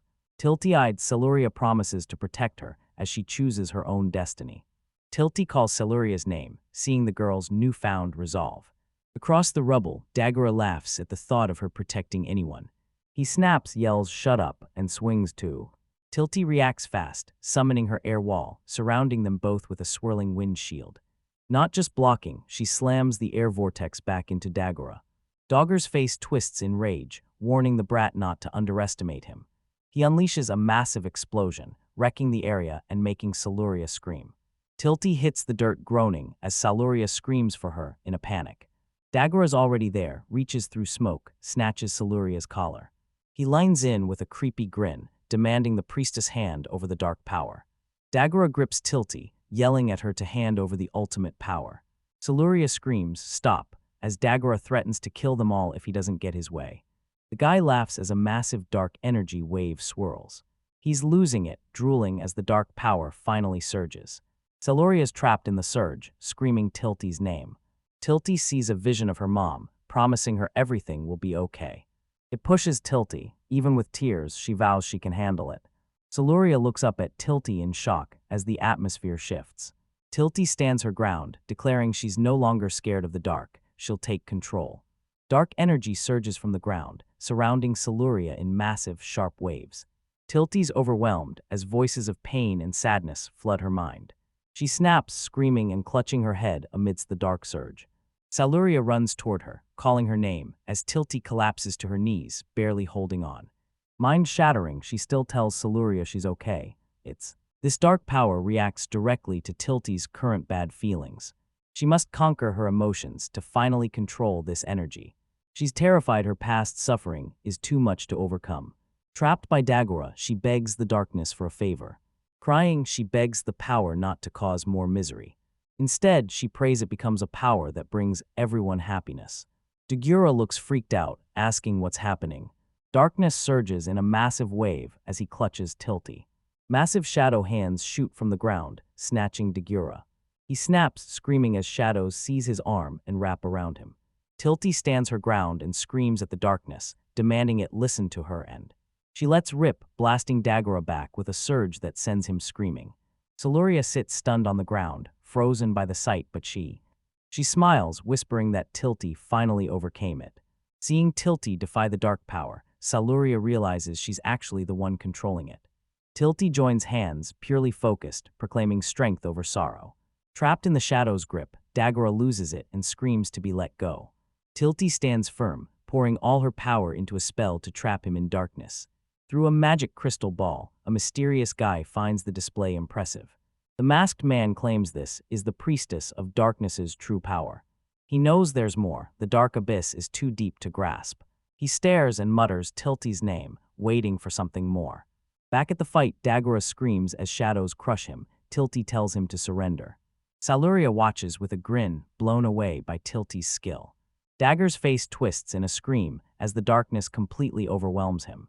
He's silenced as the shadows swallow him whole, leaving only a reaching hand. A creepy arm covered in eyes reaches from darkness, grabbing what's left. A massive energy explosion rips through, sending Tilty stumbling back, screaming. Saluria shields her eyes, saying darkness overwhelms, shocked they blew away. Tilty sits stunned on the ground. They look up to see a winged figure hovering high above, leaving the winged, many-eyed demon floating, smiling nastily. The monster glares at Tilty, calls her a brat, and vows to kill her. Saluria stares in shock, barely speaking. The beast is flying, but Tilty panics, calling Dagura's name as she realizes that thing isn't him. She watches the monster hovering over them, saying it's not human. The monster smiles, tells her to die, and lunges with a massive claw. Saluria screams, "Tilty, get out." Tilty's eyes widen as she can't move. Sold suddenly flies into the scene, yelling for him to stop. The two land hard as a huge explosion of dust and light clears. Saluria looks up with a massive grin, relieved that help finally arrived. Tilty looks over, her face lighting up as the guys shield her from that thing. Saluria shouts to her big brother, Sold and Reich, asking if they're okay. The demon rift seals shut, and the group heads back to town. A knight yells from the carriage front, while someone Sold likes it in back. Approaching the city, they spot smoke pouring from the mansion. Everyone gathers outside the walls to strategize. Sold and Like used wind magic to fly ahead of the group. Arriving, Sold asks how Dagger is alive, while Like eyes the gross beast, wondering what it is. But Saluria grabs her brother, warning him about Dagger's creepy bracelet. She says right after the weird glow, Dogra transformed into that monster. Sold recognizes the item from the game and suspects it's cursed. This cursed tool turns people into demons. A raspy laugh shocks the group, calling Soul a brat for finally showing up. The monster stands in the dust, constantly repeating it's going to kill Soul. Dagger screams for their deaths and blasts a massive dark energy wave. Like yells to dodge as Soul grabs Siluria, pulling her clear. The monster watches destruction as his power lights up the area. Everyone freezes, staring at the blast's massive dust cloud, but then the explosion wrecks the grounds, sending debris flying. Light's shocked by his own change, and Tilty's floored by his massive magic power. Siluria calls for her brother. Saul clenches his fist, wishing he had a sword. A hand reaches out, handing Soul the sword and catching everyone off guard. They yell for Aints. He stands covered in blood, barely holding on, asking Lachius and Siluria to forgive him. He calls his name one last time as the old man collapses. Soul grips his sword, wishing he'd finished the job properly. Like yells to focus on the wounded, but Siluria stares, shocked, as Saul steps up. Soul takes the fight solo as Siluria watches her brother face the monster. Siluria tries to stay calm, telling Tilty it's okay and it will be over soon. Saul warns Dagora, his blade igniting with searing heat. He unleashes black dragon flames, swinging his sword in a massive arc of fire. Tilty's floored by the flaming sword, wondering if she's seeing a new killer technique. The monster loses it, screams about the sword, feeling immense heat approaching. Dagora lunges for the kill, but the kid roars and charges right back. They collide in a massive explosion of fire and dark energy, shredding the air. Monster claws slam into Soul power, triggering a sharp burst. Massive energy explodes, filling the courtyard. Dagora is blasted back, roaring wildly as he loses his footing. Like in Siluria, watch in disbelief as Tilty cheers, hyped by. Soul stands calm as the smoke clears, despite his shattered blade. A giant crater marks the impact, showing everyone the kid's immense power. Then a creepy laugh echoes from the smoke. Saul spins around. Siluria asks what's happening. Dagora pulls himself up, a total nightmare. Soul breaks a sweat, screaming that Dagora should be dead. The monster opens wide and unleashes dark prominence to end it. Dagora flings his arms wide as dark energy surges through him. Soul questions his actions. Like in Siluria stares in shock, unable to believe the monster's face blazes blindingly, then a massive energy blast swallows the area while everyone watches from below. He yells it's a suicide move as Siluria screams Soul's name. Townspeople freak out, pointing skyward, wondering what the light is. A massive ball of destruction looms over the city, right above the Hartman estate. Citizens lose their minds as the attack falls toward the mansion. Soul freezes under the magic pressure, realizing he lacks a way out. A sword can stop it, but Siluria still orders evacuation as people scramble to safety. Soul's heart drops as he realizes he's too late, but just as hope fades, a girl steps in front of him. Tilty tells brother, "I got this." Soul stands frozen, shouting her name. She yells, urging him to believe. Crazy dark energy, Soul can't believe She takes control, wondering if this strength finally lasts. She won't lose to the dark, holding back immense power. She grunts, fighting to stay grounded as the force above nearly blasts her away. The area rumbles, shakes from pressure. Tilty pours everything into one final push, screaming for her dark energy to obliterate the enemy. Windlock triggers a massive vortex, trapping the area. Caught off guard, the monster shrieks as the vortex shreds its attack. It stares shocked, screaming what the hell is happening. Siluria stares in disbelief as massive wind magic floods the sky. Like calls Tilty, Soul yells to friends, back her up with everything. Siluria joins the shout, vowing to protect everyone as a team. He explodes, screaming to save the Hartman family and town from ruin. The monster howls as wind pressure crushes its hand, cursing the brats. But Tilty sets her jaw, she won't lose, focused on everyone's happiness. Wind magic shreds the monster, ripping it apart as it lets out a final scream. Last sounds before the giant vortex swallows the area. The pressure is too much, ripping the monster's hand clean off. The three stand, channeling their final magic. Dust settles as he sighs in relief. They actually did it. Siluria happily agrees as they stand in front of the house, cheering their big win. Tilty rushes Soul, screaming she did it and calling him Big Brother. Saul stands frozen, his face completely blank.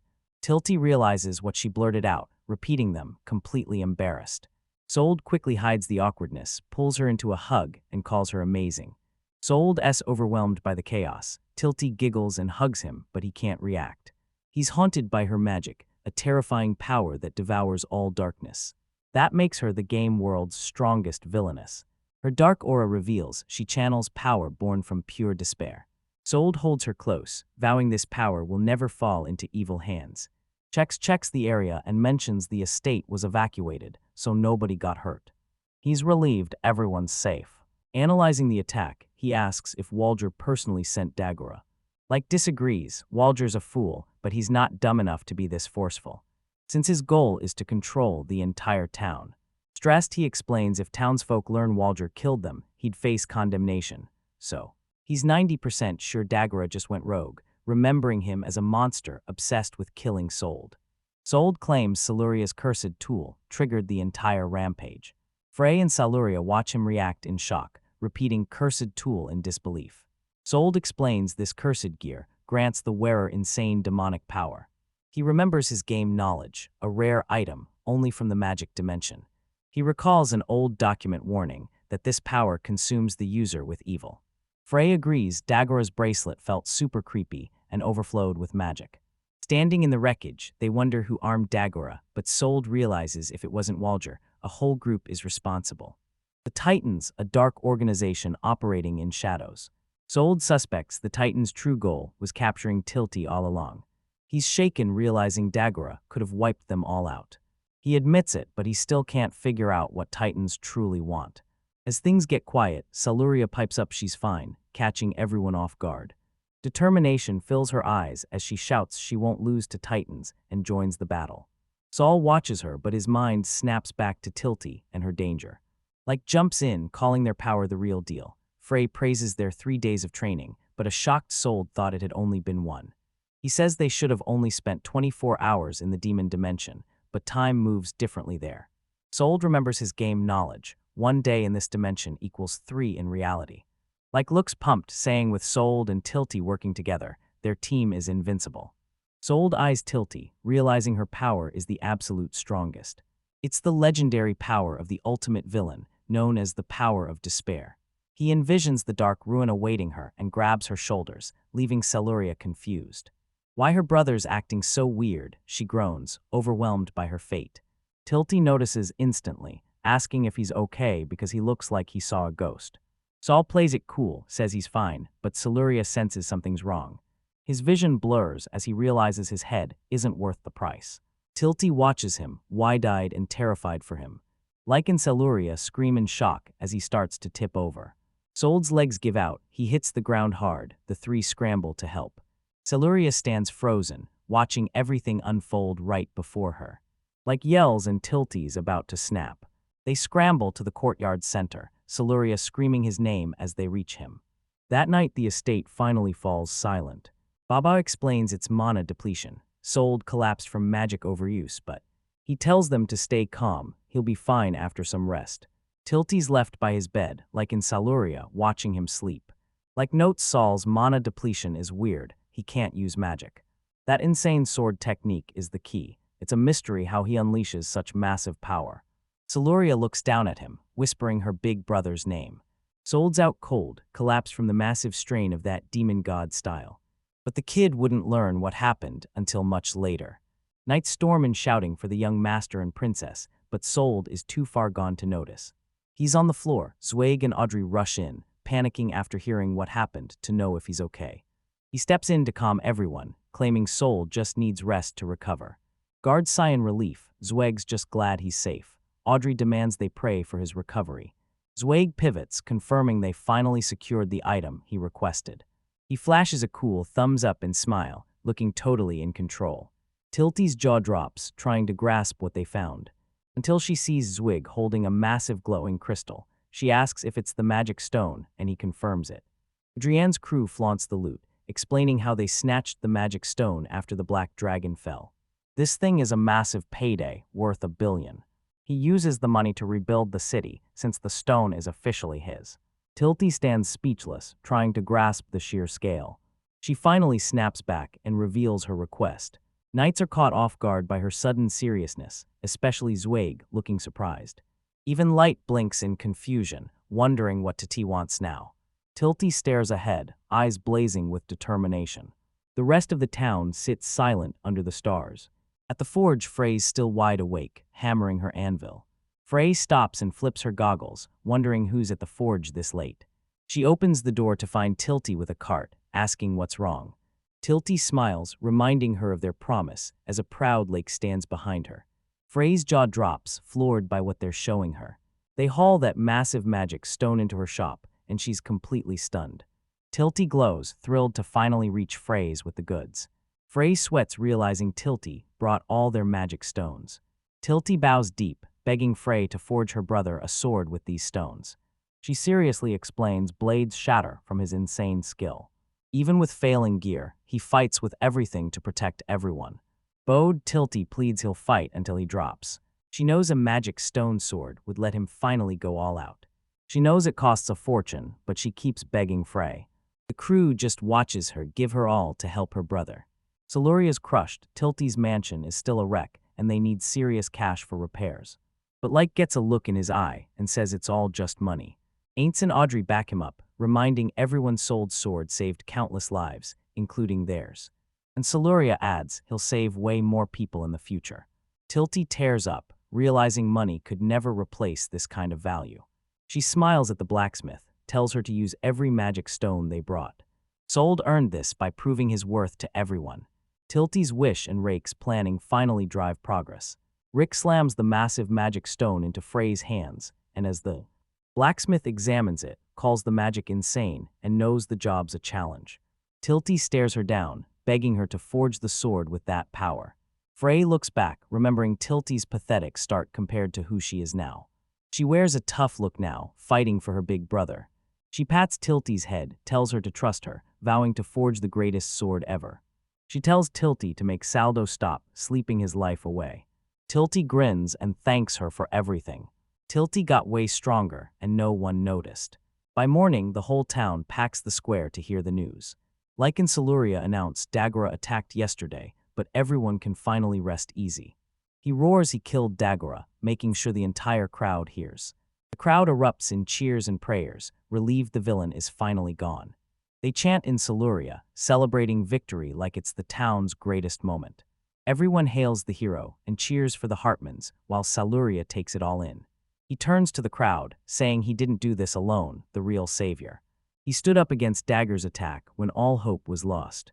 Before the attack, a crazy demonic dimension ripped open, and they fought a legendary dragon. Light tells the crowd about his brutal life-or-death struggle against the Black Dragon. He admits his legs froze in fear when it happened. He reveals a friend was there, giving him the courage to step forward. He describes a kid, smaller than him, couldn't cast a spell but believed his path. The boy grabbed a sword, trained strong. Hardships never stopped him because He points him out to the crowd as the true hero who saved the town. He screams his name, announcing Sold, son of the Ranger family. Raising a fist, he leads a cheer for the hero now resting after risking it all. The crowd erupts, chanting Sold's name and hailing him as their hero.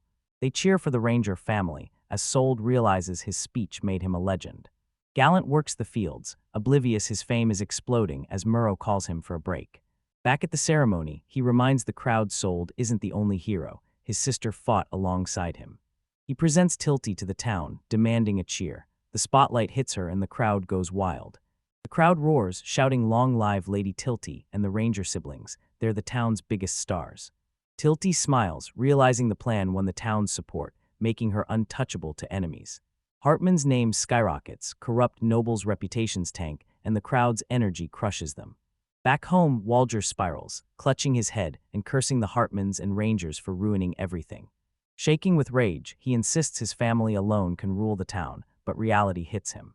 He's stunned the town ignores him for those brats and can't understand how it all went wrong. Turning purple with rage, he blames the mess on Dagora for going rogue. Walger's spiraling, clutching his hair and sweating, wondering why he's being blamed for doing nothing wrong. A voice cuts his whining, blaming him for the mess, as a mysterious fur-cloaked figure enters.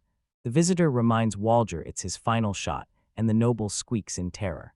Tilty's brother looms menacingly, reminding Walger he failed to capture the Dark Priestess, leaving Walger begging for mercy.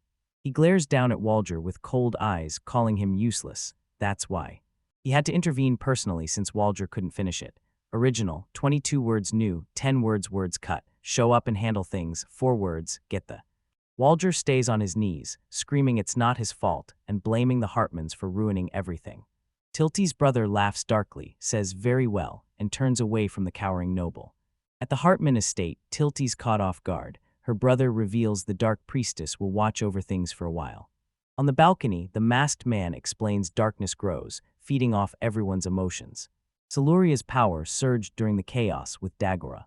Things only get more intense as she moves forward. At the mansion, Walger, confused, asks how the master drove Dagora mad, but Tilty's brother calms him, explaining. He asks if Walger still wants to rule the town. Walger instantly says yes, so. The masked man offers him absolute power. He mentions dark energy, leaving Walger baffled. Tilty's brother says he'll use Walger's greed to make it happen. He reaches for the noble. As he rants about the dark power, Walger panics and screams for his master. Dark energy consumes his eyes as a voice demands he grow this power, leading to a horrific scream that echoes through the mansion. From the window, Tilty's brother realizes the souled swordsman is the key to her growth. Tilty's brother ponders the sword ranger's magic sword, its power too much like darkness. He laughs, knowing they'll find out the truth in the next experiment. At the house, Sold still unconscious in bed. Waking up, he didn't realize a new mess was starting. He lays there, eyes shut, thinking back he never knew what was coming. Lights burn late at the forge as hammers strike steel. Frey battles the stubborn magic stone, refusing to give up. Raising her hammer, she dares the stone to resist, determined to forge it no matter what. Crazy determined, she vows to forge the greatest sword ever. As Sold sleeps, Frey promises he'll soon see what she's cooking up. 3 days since Dagora fell, Tilty and Siluria stand serious. Siluria checks on her brother in bed. He's not waking up while. She stays positive, promising Tilty that Sold will recover, and Tilty can only agree. Sold claims he was asleep through it all. He had no clue a new threat was closing in. Zweig bursts into the room, yelling the young master demands them both now. Siluria asks about her brother, but Zweig screams they've returned. Outside, the town's a mess. People flee as fires erupt everywhere. Townsfolk scream as fiends swarm in, and they're hopelessly outnumbered, but legends say cursed tools turn humans into magin. Like tells the girls, a dog-like monster is tearing up the town. At the office, a knight reports another cursed tool user. Snaps into action, shouting Hartman's strongest forces will stop further damage. He asks Audrey, Zweig, and Silria if he can count on them, and they quickly agree to the plan. Everything's moving fast. He faces Tilty, tells her he needs her strength for this fight. Tilty's stoked to help and tells Reich she's in, while Light gives final orders. He and Aints manage mansion chaos as the team leaves. Smoke and fire engulf the town as the attack intensifies. Locals panic, but knights rush to evacuate everyone safely. 3 Magins appear mid-street and start wrecking everything. Magin creatures roam the streets, laughing as they plot total destruction. The lead monster glares into the camera, obsessed with city destruction. Hartman knights waste no time, blasting the beast with an aqua lance and rock axe combo. Sends the creature flying backward, leaving it flat on its back on Stone Street while the knights regroup. One calls the demon creepy, but his partner shrugs it off, saying they're weaklings compared to the black dragon. They think it's over, but the monster's claw twitches on the ground. A knight barely reacts before the creature shoots a massive energy blast at them. The blast shatters the buildings behind them, raining wood and glass as the knights scramble for cover, disbelieving their eyes. One mutters, "This has to be a joke," because the monster stands back up, still coming despite its head blown off. The monster won't stay down, realizing it's as stubborn as the demon Dagura. She steps up and unleashes a windlock spell, trapping the creature in a massive vortex. Siluria yells for Tilty to take the opening, and she lunges in. Thrusting hands, she commands darkness to crush foes, unleashing massive dark claws that wrap. Shadows wrap the wind trap, swallowing the monsters in shadow and wind magic while the knights watch. Knights panic at Tilty's strength, but Tilty just giggles as Siluria already analyzes the fight, realizing these demons are weaker than Dagora. Growling monsters fight back. Siluria notes 2 remain. Fired up, Tilty charges forward with Siluria to end the fight. A deep voice suddenly cuts them off, asking what they're doing, and everyone stops dead as a massive armored boot hits the ground. Mabrib and the Debihip knights arrive in force, ready for trouble. Siluria instantly recognizes Mabrib, and Hartman knights realize he's a Debihip royal guard who. He tells them they're finally here, urging them to save the town together. but mid-speech, the group panics as his face twists and eyeballs sprout across his skin. Tilty and Siluria watch in horror, praying it's a nightmare as the knights spiral into panic. Mobrub's massive eye bulges as he rasps a final cheer for Lord Walger. Then a huge flash of light erupts, making everyone wonder if its accursed tool's power right before. The group scrambles back as a massive clawed arm swipes through their spot. The Mobrub roars Walger's dominance as knights brand Hartman the enemy. Transformation complete, they're just mindless beasts with too many mouths and eyes. Tilty's crew realizes the worst. Every guard has become a demon. Siluria can barely get her words out watching horror unfold, calling for her brother. As Tilty's group crumbles, we return to Sold's manor looks peaceful outside for now. Back in his room, he's fast asleep and trapped in a bizarre dream. His eyes snap wide open, seeing the unbelievable. Inside the vision, two massive spirit beasts tower over him. The creatures speak, revealing their shared power is demonic. They warn him the more he uses that power, the more he loses his body to darkness. Soon he'll turn into a monster and ditch his humanity for good. The beasts loom over him one last time, challenging Soul Doll Ranger's next move. Spirit beasts pressure Sold, saying turning demon or losing humanity doesn't matter, but Saul isn't bothered, claiming his fate was sealed long ago. Between the two massive creatures, he yells his only goal is to protect his villainous sister, and he reaches for the spirits, ordering them to shut up and follow him. The beast accepted his resolve, proclaiming this the true power of the demon god style. Back in reality, Frey hits the ranger manor loaded with gear. She storms through the front door, shouting, "Where's Sold?" Baba and the guards are blindsided, frantically trying to stop her and demanding answers. Frey claims she's a friend and demands his room, ignoring Baba's warnings that he needs rest. She ignores him, kicks the bedroom door open, yelling he's still sleeping. Sold's finally up, stretching by the window to test his strength. When Frey suddenly pops in grinning, winking, says he's finally awake while Baba stands completely stunned. Sold smiles warmly, telling her he just opened his eyes so she steps forward, handing him a cloth-wrapped package, the item she promised. Frey proudly tells him she crafted this just for him. Sold's hyped, chanting that this blade is his alone. It's revealed as a stunning weapon, the Sword of Soul, also known as the Luminous Blade or Magic Light Sword. Shocked, Sold holds it up, asking if the name's real, then notes its light, beautiful feel. Frey's sure the luminous blade fits his style, but Sold knows the games. This is the legendary endgame weapon, the strongest sword in existence. Frey warns Saul to be careful with the new weapon, catching him off guard even as its builder, she doesn't know its true power. Frey worries the blade will react to his magic and turn on him. Saul grips his sword, tells her not to worry, he's got this. He thinks about the future, picturing massive monsters and dragons he'll face, knowing that with his new magic light sword, he'll slash through anything in his way. Seeing his confidence, Frey gives a proud smirk, but then he orders him to move, just as a shout warns that a monster is tearing the town apart. The peace vanishes instantly, smoke and fire engulf nearby buildings, while monsters swarm the streets, causing everyone to freak out and run for cover. Zweig screams they're outnumbered, but the knight beside him orders him to focus and hold the line. Siluria steps up, shouting she'll protect Tilty, while she watches helplessly and screams her name. A masked bandit lunges, screaming for Lord Walga, but a massive energy head drops from the sky, shocking everyone on the battlefield. Siluria stares at the massive blast, instantly recognizing it while the black dragon flame slash slams the ground, wrecking the area. The blast leaves a massive smoking crater in the street, sending bandits flying in every direction.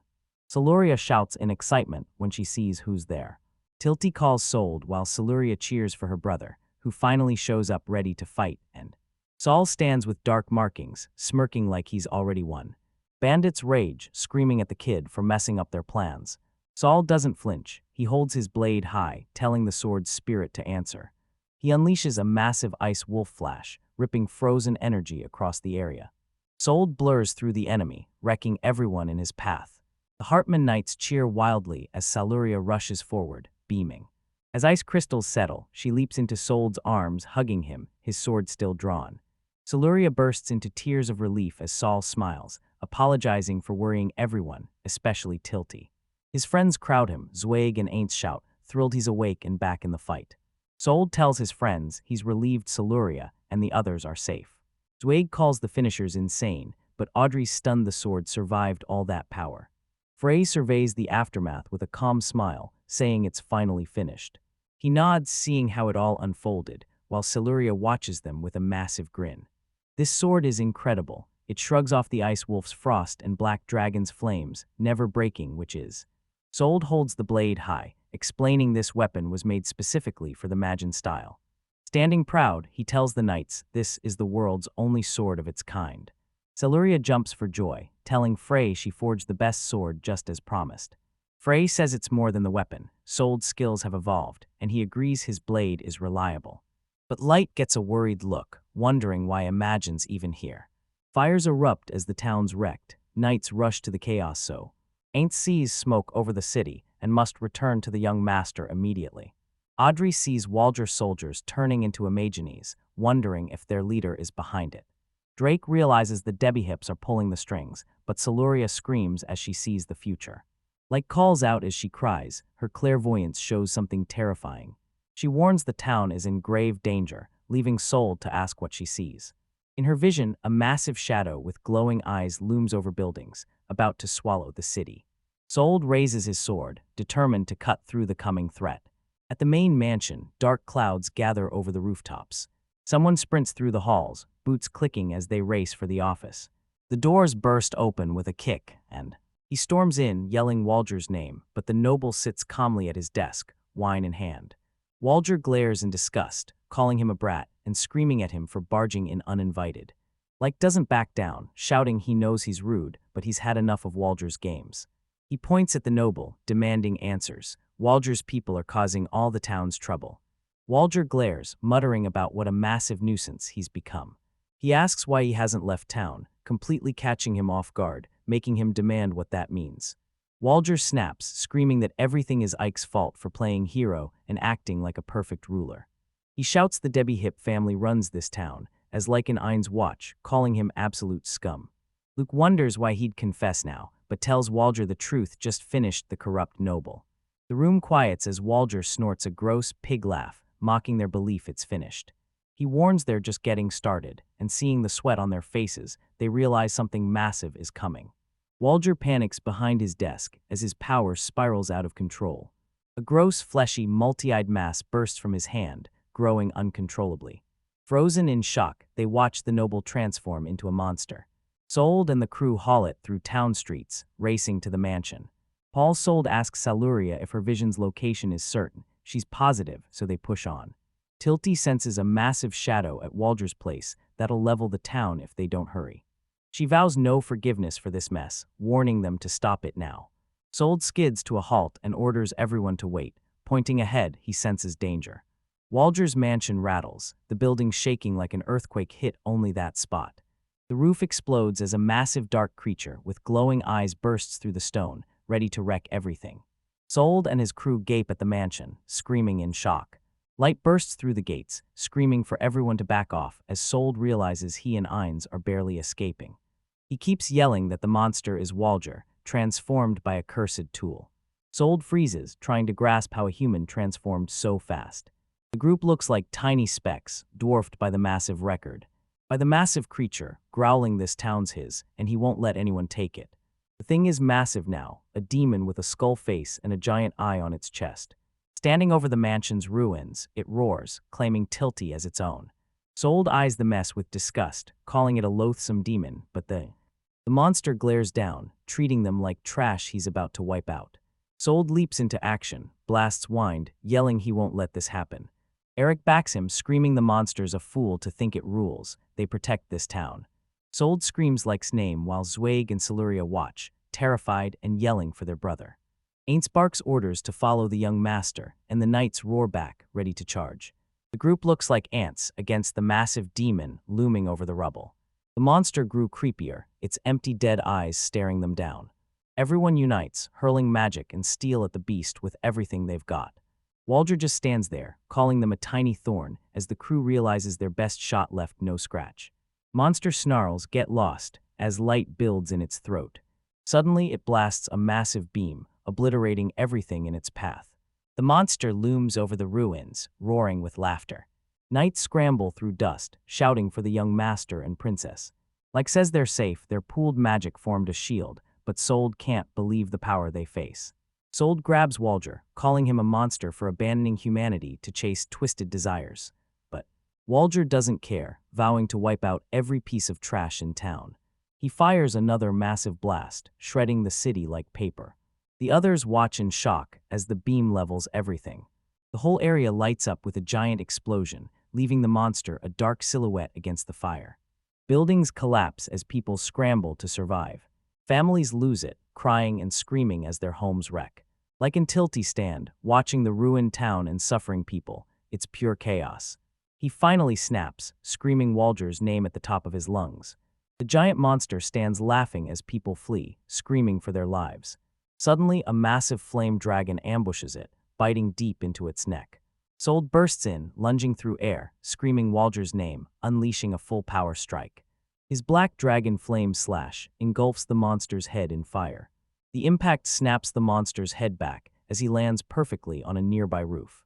Light and Celuria scream for Sold, watching in shock as the fight unfolds. Sold poses and taunts them, but glances back to check the damage. Turns out. But the monster's not done. Thick black blood gushes from its neck as it stands.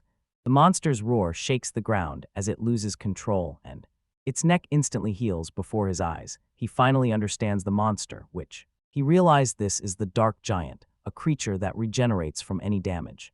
Sold freezes. This is the game's final boss, the villain's ultimate weapon, but he can't fight back. He can't believe it's here. Did saving Tilty change things? The world's fate shifts faster than he expected. He's cornered. The game hero won with holy power, but he lacks that strength now. He considers using Tilty's dark power to destroy the monster, like with Dagura, but he stops instantly. That power is too dangerous to touch. If that darkness grows stronger, it's the end for her.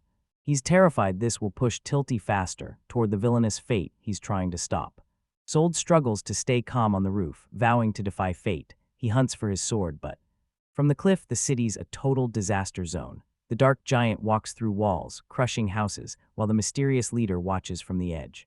The masked man calls the carnage splendid, mocking Walger's obsession for power that finally summoned a massive demonic force. He smirks. The real experiment just begins. He eyes the cowering streets below, calls Tilty priestess of darkness, then wonders how she'll resist the power while Tilty stands frozen in the wreckage, sobbing as her world falls apart. Nearby, Celuria's losing it too. Sobbing, she clings to a man at his breaking point, watching his city get wrecked. Knights scream as they struggle to resist, but the massive attack completely overwhelms them. It gets worse when the monster blasts, leveling buildings. Parents grab their kids, fleeing as people fall everywhere. Tilty tearfully begs for the nightmare to stop, but only a dark chuckle echoes through the chaos. Tilty shakes as dark energy erupts around her, crying she can't do this and won't forgive them. Tilty snaps, screaming as a dark mark appears on her forehead. A massive wooden shadow beast erupts from the ground with Tilty on its head, screaming she'll never forgive them. Speechless on the ground, Celuria beside him, terrified, asks what that massive thing is. The half-bodied giant looms over the city ruins like a living nightmare. Near, selling watches from a rooftop, watches a wooden giant battle a bone monster. He can't believe what he's seeing. He's shocked by Tilty's dark power. It's far more intense than he expected. The bone giant holds firm, standing its ground among the records. Tilty points forward from the giant's head, calling on darkness. Tears streaming, she screams for the monster to attack. Dark Giant's massive punch slams into the bone giant's face. The bone giant screams in pain as the hit shatters it. Tilty stands atop her summon's head, surveying the wreckage as the giant towers over everything. She's losing it, screaming for the enemies to just vanish. Floored on the ground, he calls it the Dark Giant, its power on a whole new level. He sees every time the Dark Giant touches the enemy, Walger's monster crumbles like. Luke wonders if the darkness's erasure power grew stronger as the bone giant screams in agony. Celuria looks up and says Tilty is amazing for this, but she's also looking worried. She remembers only moving darkness's arms before, and now she. Everything changes as the giant's full body finally manifests in the city center. Tilty atop the giant's head, arms wide, shouting this is what she wanted. She's lost it, calling the dark power beautiful as it finally crashes down. She cheers the giant on, telling it to make despair even louder while she She commands darkness to consume all. Tears streaming, she screams she'll never forgive the enemy for trampling on human lives. The giant lifts its massive swirling hand, while Tilty stands tiny on its shoulder. The bone monster shrieks, powerless to stop what's coming. The dark giant's heavy punch smashes through the bone monster's head. The impact shatters the creature's jaw into pieces. Like and Siluria watch from the ground, stunned by Tilty's insane power. Like watches chaos, asking why it's happening, while Sold stands firm in smoke. Tilty snaps, sobbing as she demands why he's blocking her, and screams for her brother. Saul calls Tilty's name, sword drawn in the crater. He tells her to find the strength to live, vowing he won't let her fall into darkness.